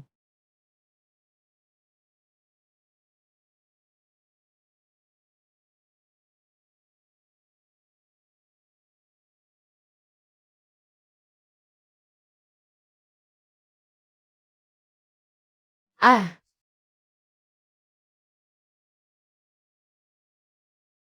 kayang bumasag ng pinto ang isang sibat na may lakas na 500 kilo. Xiaoli, sino ka ba talaga? King Er, tumayo ka muna. Malamig ang sahig. Hindi ko sinadyang ilihim ito sa iyo. Xiaoli, mayroon kang ganitong husay sa pakikipaglaban. At mayroon ka pang kapangyarihan. Mayroon ka ring napakalaking kaaway. Ano ba talaga ang iyong pagkakakilanlan?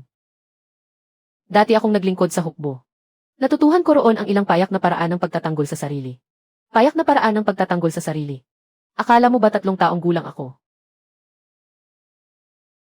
Nadawit na sa mga alitang ito si Ruan Ruan. Ako ang ina ni Ruan Ruan. Hindi mo man lang ba kayang sabihin sa akin ang totoo? Ma, ang ingay sa labas. Natatakot si Ruan Ruan.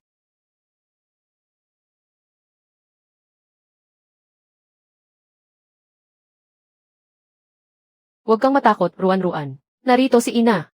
King Er, kung sasabihin ko sa iyo ang aking pagkakakilanlan, lalo lamang kayong malalagay sa panganib. Kapag dumating na ang panahong maaari ko nang sabihin, ako mismo ang magsasabi sa iyo. Huwag kang mag-alala, narito ako. Walang sinumang makapipinsala sa inyo.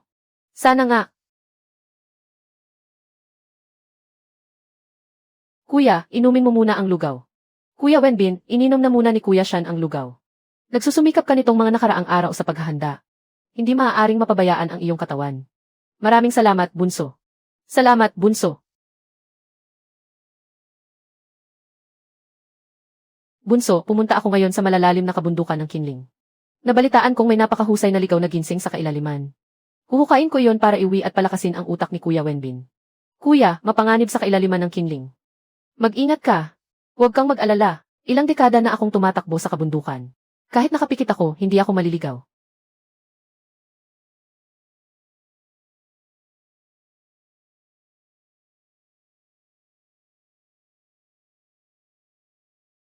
General Xiao. Kayo ba si Ginoong Ying Xia? Patay na ang hamak na si Ying Xia. Luzi Kong, hamak ka ring tulad ni Ying Xia. Para sa isang bata at isang reseta lamang. Nagsakripisyo kayo ng napakaraming kawal at general. Ngunit wala rin kayong napala. General, makaasa po kayo. Pumasok sa malalim na kabundukan si Shen Shan ngayon. Si Shen Wenbin naman ay nagkukulong upang maghanda sa pagsusulit. Ngayon na ang pinakamainam na pagkakataon.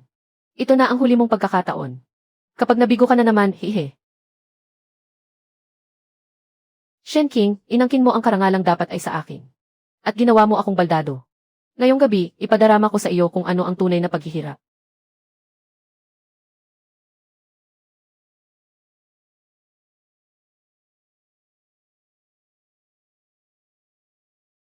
Bantayang mabuti ang mga palayok ng sabaw na pampalusog sa baga. Huwag lakasan ang apoy.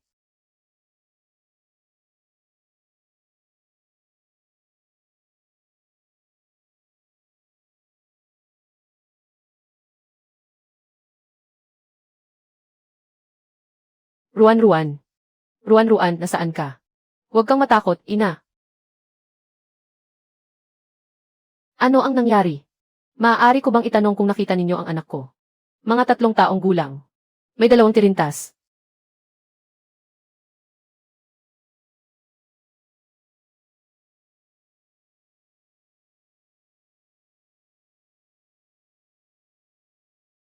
Piao, bilisan mo. Huwag kang matakot. Nandito ako. Siya Oli, nakikiusap ako sa iyo. Tulungan mo si Ruan Ruan. Ikaw lamang ang makagagawa nito. Kahit ano pa ang maging kapalit. Kailangan mo siyang maibalik. Naghihintay sa akin si King Er sa tindahan.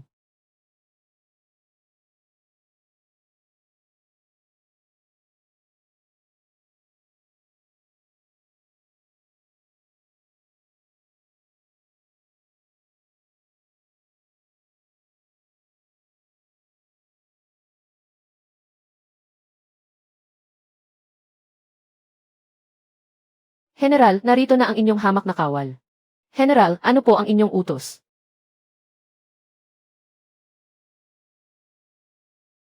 Isara ang lahat ng pintuan ng lungsod. Ipatupad ang mahigpit na seguridad sa buong bayan. Huwag palalabasin kahit isang langaw.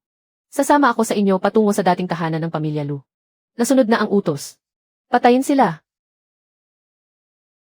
Sumasaludo ako sa General. Xiao Li. Siya pala ang General.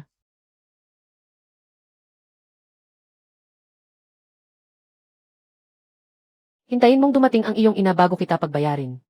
Shen King. Hindi mo inakalang darating din ang araw na ito para sa iyo, ano? Gusto kitang lumuhod sa harap ko. At iabot sa akin ang lihim na reseta ng 2 kamay. Multo.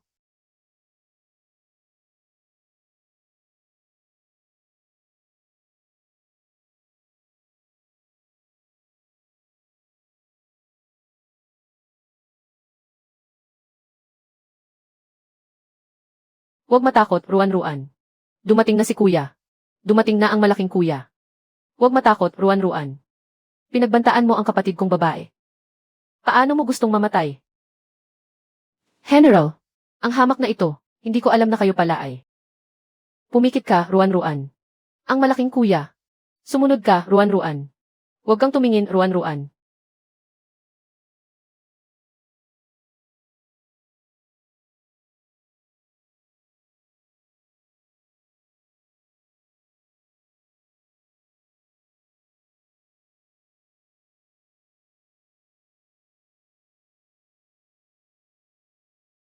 Patawad.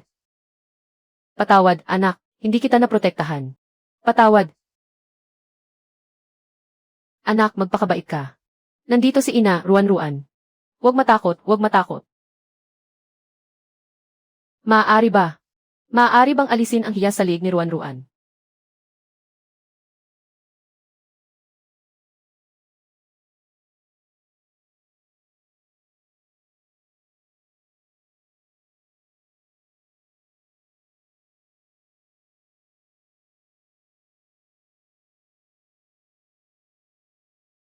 Parang tinamaan ng kulog ang hamak na kawal na ito.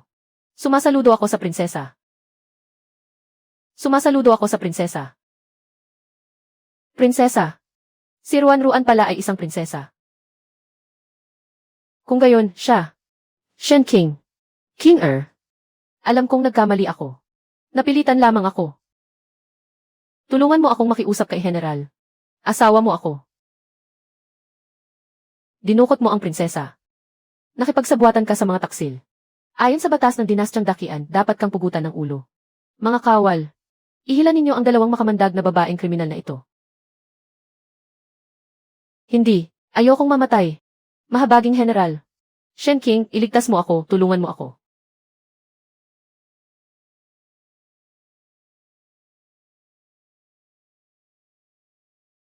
King Er, ngayong alam mo na ang tunay kong pagkatao. Siya pala ang General na tagapagtanggol ng bayan. Kaya pala ayaw niyang magsalita noon. Mukhang imposible nang mamuhay ng tahimik mula ngayon. Ang mga araw natin ay hindi na magiging payapa. Kuya malaki. Ina, umuwi na tayo at kumain ng pagkaing gamot, maaari ba? Nagugutom na ang tiyan ni Ruan-Ruan. Gusto ko ng sabaw na gawa ni ina. King Er, bumalik ka muna sa tindahan. Natakot si Ruan-Ruan. Kailangan niyang makapagpahinga ng mabuti. Mabait talaga si Ruan-Ruan. Halika na, bumalik tayo sa Yashantang. CJ, ihahatid ko kayo.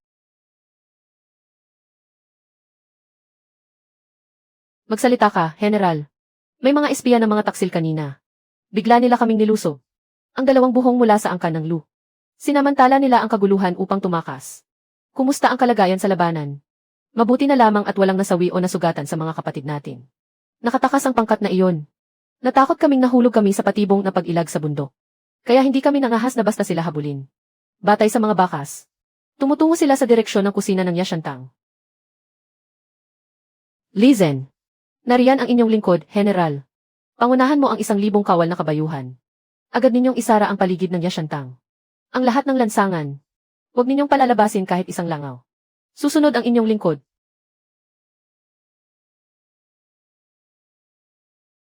King Er, yakapin mong mabuti si Ruan-Ruan. Umalis na tayo. Mga walang hiya, paano ninyo nagawang pasukin ang teritoryo ng kapatid ko? Ibigay ninyo ang inyong mga buhay.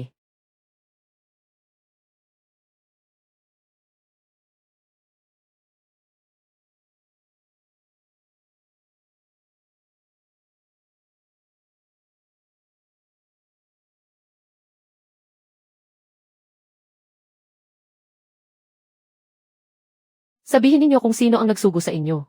Sa kabisera ba o dito sa bayan ng Kingshi? General, akala mo ba mapoprotektahan mo sila? Hinihintay kayo ng Panginoon sa kabisera. Ha.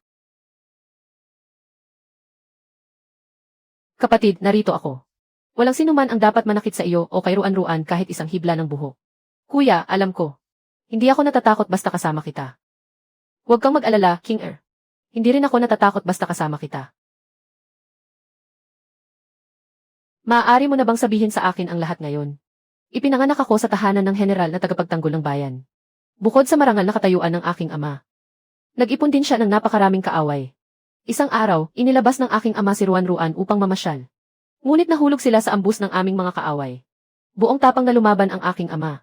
Habang pinoprotektahan ang iba, pinatakas niya si Ruan-Ruan. Bilisan mo! Nang matagpuan mo si Ruan-Ruan noon, bakit hindi mo siya agad isinama at pinaalis? Noon pa man ay napansin ko ng palihim nilang iniimbestigahan kayo. Kung basta na lamang ako umalis, sasaktan kayo ng mga taong iyon. At pagkatapos, ano ang nangyari pagkatapos? Pagkaraan, hindi ko na magawang iwan kayo. Mula ngayon, huwag mo nang ilihim sa akin ang kahit ano. Hindi ako kasing hina ng inaakala mo. Ano man ang mangyari, haharapin ko ito kasama mo. CJ!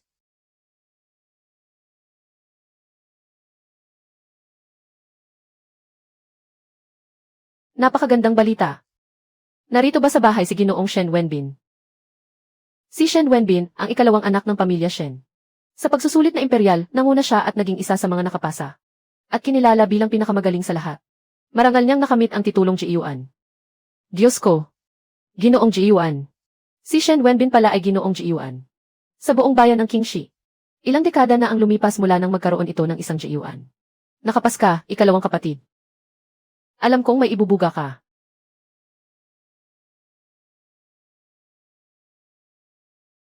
Munting kapatid, kung hindi mo napagaling ang sakit sa baga ko sa pamamagitan ng pagkaing panggamot mo.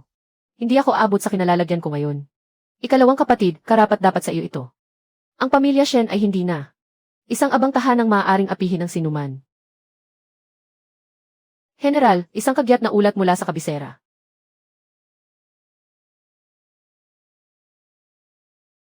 Ano ang nangyari, General? May dalang ulat mula sa kabisera.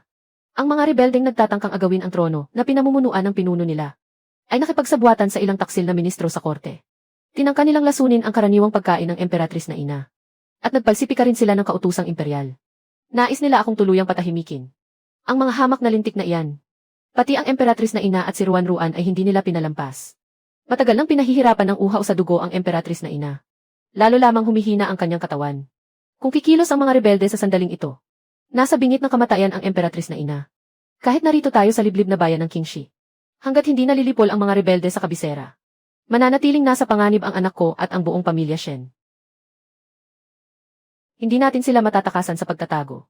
Yamang gusto nilang maglaro ng marumi. Sasalubungin natin sila ng buong tapang. Ngayong nakapasa bilang pinakamahusay na kandidato sa pagsusulit, ikalawang kapatid. Kailangan mong magtungo sa kabisera upang humarap sa emperador. At ang pagkaing panggamot ko ay makatutulong. Upang mapigil ang matinding uhaw ng emperatris na ina. Sasama ako sa iyo sa kabisera. Pagagalingin ko ang emperatris na ina sa pamamagitan ng pagkaing panggamot ko. Sa gayon, makatatag tayo ng matibay na sandigan para sa pamilya Shen sa kabisera. At tuluyang dudurugin ang mga pakana ng mga rebelde. King Er. Ako, si Xiaoli, kasama ang 100,000 kawal na nakasuot ng itim na baluti. Ay ipagtatanggol kayo hanggang kamatayan. Sa buong buhay ko, hindi pa ako nakakita ng ganitong karangyang prosesyon. Sino ang mag-aakalang? Ang dating itinaboy ng pamilya Luna si Shen King ay makasasakay ngayon sa karwahe ng tahanan ng general patungo sa kabisera. Huwag kang matakot, Ruan-Ruan. Nariyan ang iyong kuya, ang iyong dakilang tito at ikalawang tito. At narito rin si nanay. Kahit saan magpunta si Ruan-Ruan, hindi siya matatakot. Napakabait mong bata, Ruan-Ruan. Xiaoli. May lakas ka pang bumalik. Akala ko habang buhay ka nang magtatago sa bayang iyon.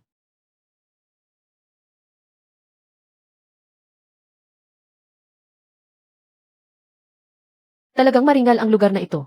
Higit na maluwang kaysa sa bahay natin sa bayan ng Kingshi.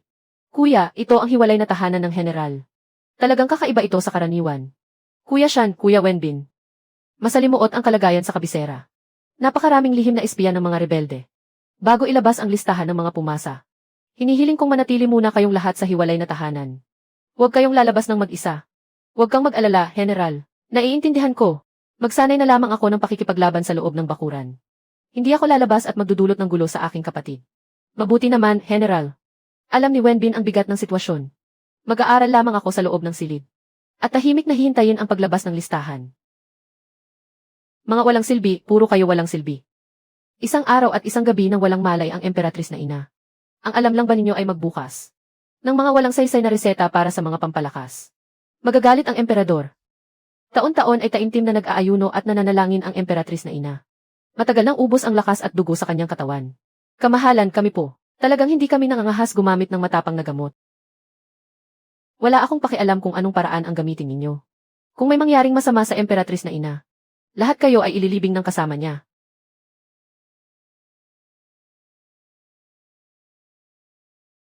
King Air, may malaking nangyari sa palasyo. Ano ang nangyari? Napakapangit ng kulay ng mukha mo. Binibining Shen, may lihim na ulat mula sa palasyo. Biglang nawala ng malay ang emperatris na ina. Isang araw at isang gabi na siyang hindi nagigising. Walang magawa ang mga manggagamot ng palasyo. Galit na galit ang emperador. Ang emperatris na ina ang pinakamalakas kong sandigan sa korte. Siya ang pinakamatibay kong kakampi. Kung mayroon siyang anumang karamdaman, tiyak na maghahasik ng kaguluhan ang mga taksil sa korte.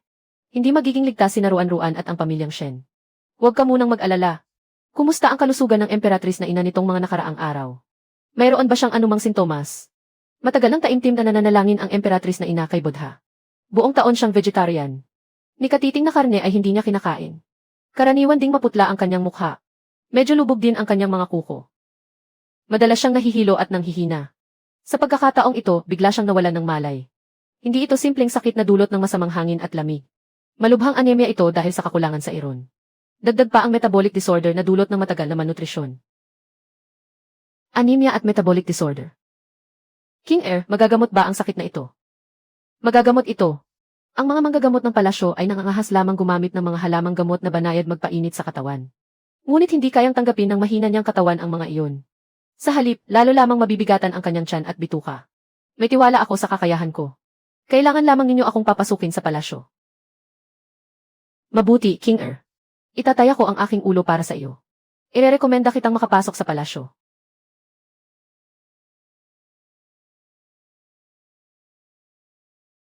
Huwag sabihin na ang babaeng ito ang tanyag na manggagamot na inirekomenda ni General Xiao. Tanyag na manggagamot. Isa lamang siyang mangmang na babaeng taga nayon. Kahangalan ito. Napakahusay lumaban ni General Xiao. Ngunit sa panggagamot, wala talaga siyang alam. Baka nalinlang lang siya ng masasamang tao. Xiao Li. Ito ba ang tanyag na manggagamot na inirekomenda mo sa akin? Ako po si Shen King, isang hamak na mamamayan. Sumasaksi sa inyong harapan, kamahalan. Nais ko pong maglakas loob na magtanong sa inyong lahat, mga marangal na Ginoo. Ngunit binigyan ninyo ang emperatris na ina ng ginseng, antler velvet at iba pang gamot na pampalakas. Likas lamang iyon. Malubha ang kakulangan ng enerhiya at dugo ng emperatris na ina. Kaya kailangan ng maiinit at matapang na gamot upang maibalik ang kanyang lakas at mailigtas siya sa panganib. Mga hangal. Hindi sipon o sakit na dulot ng malamig na hangin ang dinaranas ng emperatris na ina. Buo siyang taon na vegetarian. Hindi siya kumakain ng karne. Dahil dito, lubhang naubos ang sustansya sa kanyang dugo at katawan. Iyon ang tinatawag na kakulangan sa dugo. Sa puntong ito, lubhang mahina na ang kanyang tiyan at pali. Ngunit ipinipilit pa rin ninyong gumamit ng mainit at matapang na gamot. Hindi iyon kayang tanggapin ng kanyang mahinang katawan. Babara lamang nito ang daloy ng enerhiya sa kanyang mga ugat. At lalo nitong bibilisan ang paghina ng katawan ng emperatris na ina. Tama ang sinasabi mo, King Air. Kung bibigyan kita ng pahintulot na gamutin siya, alam mo ba kung anong parusa ang naghihintay sa iyo kapag nabigo ka? Kung hindi ko siya magagamot, handa akong tanggapin ang anumang parusa. Ngunit kung magtagumpay ako, hinihiling ko po na pagbigyan ng kamahalan ang isang kahilingan ko. CJ, bibigyan kita ng pagkakataong ito.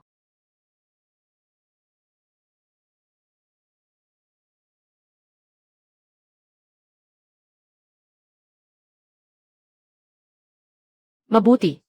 7 yamang lugaw na pampalakas ng enerhiya. Partikular itong gumagamot sa malubhang anemia. King Er, naniniwala ako sa iyo. Kung walang bisa ang ipainom mo sa Emperatrice na ina, alam mo ba ang magiging kahihinatnan?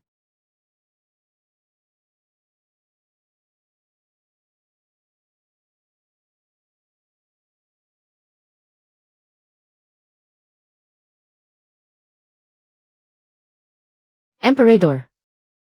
Ano ang nangyari sa akin? Bakit may kakaiba at sariwang halimuyak akong naaamoy? At parang uminit din ng kaunti ang aking katawan. Ina, gising na kayo. Mabuti naman.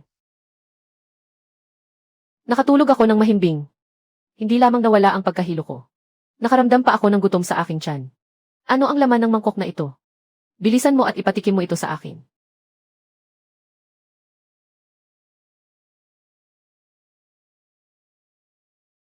Mabuting anak, ikaw pala ang nagligtas sa akin.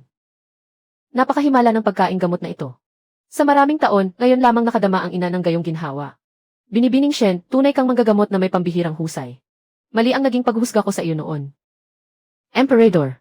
Nabalitaan ng ina na nanganggamot ka sa mga karaniwang tao. At nakapagligtas ka ng napakaraming buhay. Ngunit sa kabisera, may ilang walang kwentang nilalang.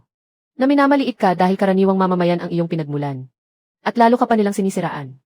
Huwag kayong mag-alala, inang Emperatrice. Hindi ko kailanman pahihintulutan ang sinumang manira sa isang lingkod na naglingkod ng tapat sa palasyo.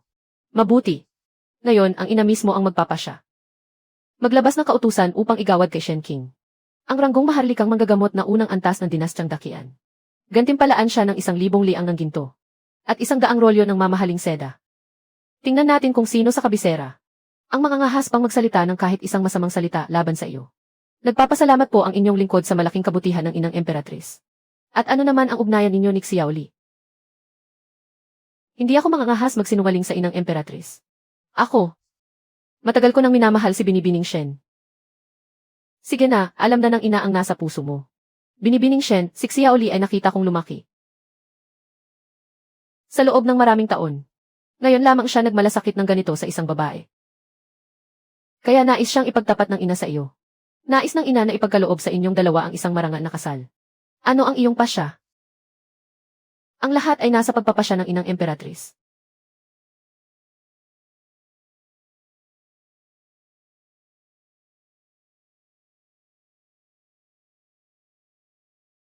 Ang nangungunang iskolar sa pagsusulit ngayong taon. Bayan ng Qingxi. Shen Wenbin. Diyos ko, si Shen Wenbin pala. Ang taong naging nangungunang iskolar sa pagsusulit panlalawigan ay siya rin pala, si Shen Wenbin. Nanguna siya sa lahat. Naging nangungunang iskolar siya sa pagsusulit sa palasyo. Tunay ng sisibol patungong langit ang pamilya Shen ngayon. Ikalawang kapatid. Nangungunang iskolar ka. Alam kong kaya mo ito. Noon, halos walang pumapansin sa iyo. Ngayon, ang iyong isip ay malayang lumilipad hanggang dulo ng langit. Sa bugso ng tagumpay, mabilis ang takbo ng iyong kabayo. Sa isang araw, mamamasdan mo ang lahat ng bulaklak sa Chang'an. Ha ha ha ha. Napakaganda ng pananalita. Karapat-dapat kang ang tawaging nangungunang iskolar. Napakaganda ng tula at napakagwapo pa. May ulat po ako, Emperador. Ang abang lingkod ninyo, si Shen Wenbin, ay inaakusahan ang taksil na si Lu Zikong ng pakikipagsabuatan sa kaaway at pagtataksil sa bayan. At paglalagay sa kapahamakan ng mga tapat na lingkod. Pinahirapan niya ang mga kaanak ng tenyenteng general. At nagkasala sa maraming bilang. Ang kanyang mga kasalanan ay hindi mapapatawad. Iharap dito ang mga katibayan.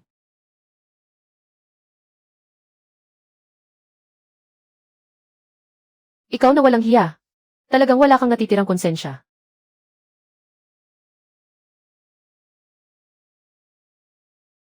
Patawarin ninyo ako, Emperador. Hindi po ito ang tunay na nangyari. Sandali lamang akong nalito. Pinagbantaan ako ng mga sugo ng mga rebelde. At pati ang aking ina, si Ginang Lu, ang nag-utos sa akin na gawin ang lahat ng ito. Emperador, bukod sa pakikipagsabuatan kay Lu Zikong sa mga rebelde sa kabisera. Noong nasa bayan ng Qingxi siya, ipinaalis niya ang kanyang unang asawa at muling nag-asawa. Hinayaan niyang pahirapan ng kanyang ina ang aking kapatid na si Shen King. At nagtangka pa siyang ipagbili si Ruan Ruan, ang lehitimong anak ng tahanan ng general na tagapagtanggol ng bayan. Emperador, maaari po akong magsilbing saksi. Kung hindi dahil sa kabutihan ni King Er noon. At sa pagsuong niya sa kamatayan upang protektahan ang aking kapatid na si Ruan Ruan. Matagal nang napaslang ang aking kapatid. Sa kamay ng ganitong hamak na salarin. General Xiao. Nasaan na ngayon ang nalalabing mga rebelde sa kabisera? Nasaan sila ngayon? May ulat po ako, Emperador. Naipadala ko na si General Raizen upang tuluyang lipulin ang lihim na himpilan ng mga rebelde sa labas ng kabisera. Narito ang talaan ng mga taksil at ang lihim na hudyat ng kanilang pakikipag-ugnayan. Maaari po bang suriin ito ng mahal na Emperador? Malinaw at matibay ang mga katibayan. Ano pa ang masasabi mo? Mahal na Emperador, nagkamali po ako. Batid ko na ang aking kasalanan. Nakikiusap po ako sa mahal na Emperador na ako ay patawarin. Ipatupad ninyo ang aking utos. Bawiin ang katungkulang iskolar ni Lu Zikong. Kumpiskahin ang buong ari-arian ng pamilyang Lu. Ang buong angkan ay ipatapon sa Ningguta. Habang buhay silang hindi maaaring makapasok sa kabisera. Tapos na, ganap ng gumuho ang lahat. Ang aking katungkulan. Ang aking kayamanan. Wala na ang lahat. Dalhin siya at ipatupad agad ang hatol.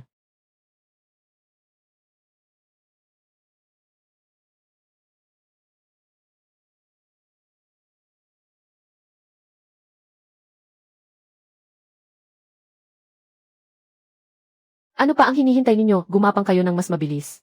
Kapag naantala ninyo ang takdang oras, pupunitin ko ang balat ninyo. Opisyal, maawa kayo, iligtas ninyo ako. Hindi ko na maigalaw ang mga binti ko. Ah!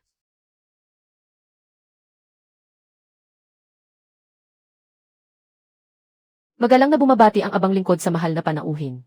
Hindi ko po alam kung sinong marangal na tao ang naglalakbay. Hindi sinasadyang mabangga ng abang lingkod ang inyong karwahe. Karapat dapat po akong mamatay ng 1,000 ulit.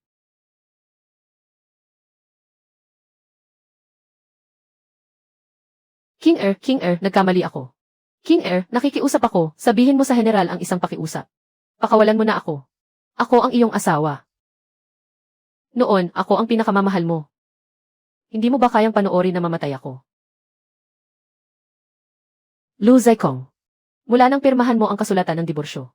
Mula nang tangkain mong ipagbili si Ruan Ruan. Kaaway na kita hanggang kamatayan. Walang hiyang aso. Karapat dapat ka pa bang banggitin ang pangalan ng aking kapatid? Lumayo ka sa akin. King Er. Bumalik ka.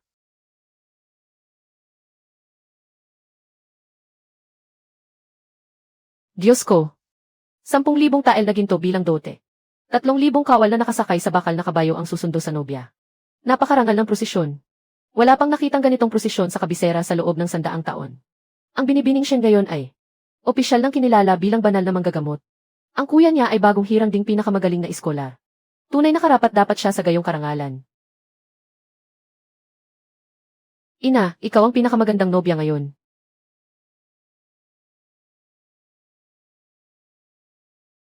Napakaraming pinagdaanan ng aking kapatid.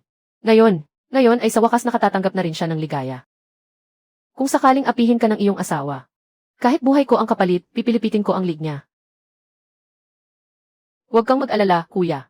Narito kami at ang mahal na emperador. Walang sinuman ang makaapi sa aming bunsong kapatid. King Er, narito ako upang sunduin kang umuwi.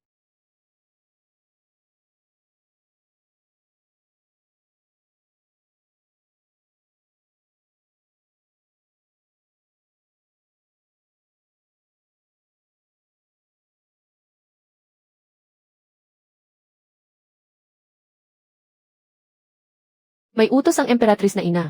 Pansamantalang ihinto ang prosesyon ng pagsundo sa nobya. Nobyo at nobya, tanggapin ninyo ang kautusan. Sa utos ng langit at sa basbas ng kapalaran. Ipinahahayag ng emperatrice na ina. Kay Shen King, banal na manggagamot na pinagkalooban ng ranggo. Dahil sa pambihira mong husay sa panggagamot. At sa iyong pagliligtas sa abang ina, kinikilala ang iyong malaking ambag. Ngayong araw ng iyong maringal na kasal. Bukod dito, iginagawad ang gintong plaque na isinulat mismo ng emperador, unang banal na manggagamot ng dinastyang Dakian. Iginagawad din ang isang tirahan para sa pamilya ng general. At ang plaque na isinulat ng emperador, magkakasundo at masaganang pamumuhay.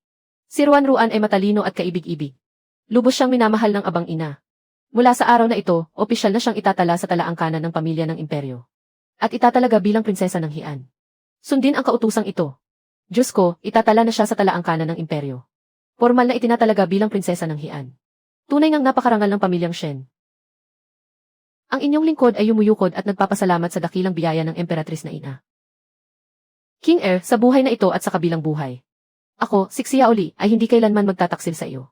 Saksi ang mga ilog at bundok na dinastyang Dakian. Poprotektahan ko kayo ni Ruan-Ruan upang mamuhay ng payapa habang buhay. Dahil kasama kita, panatag ang aking puso.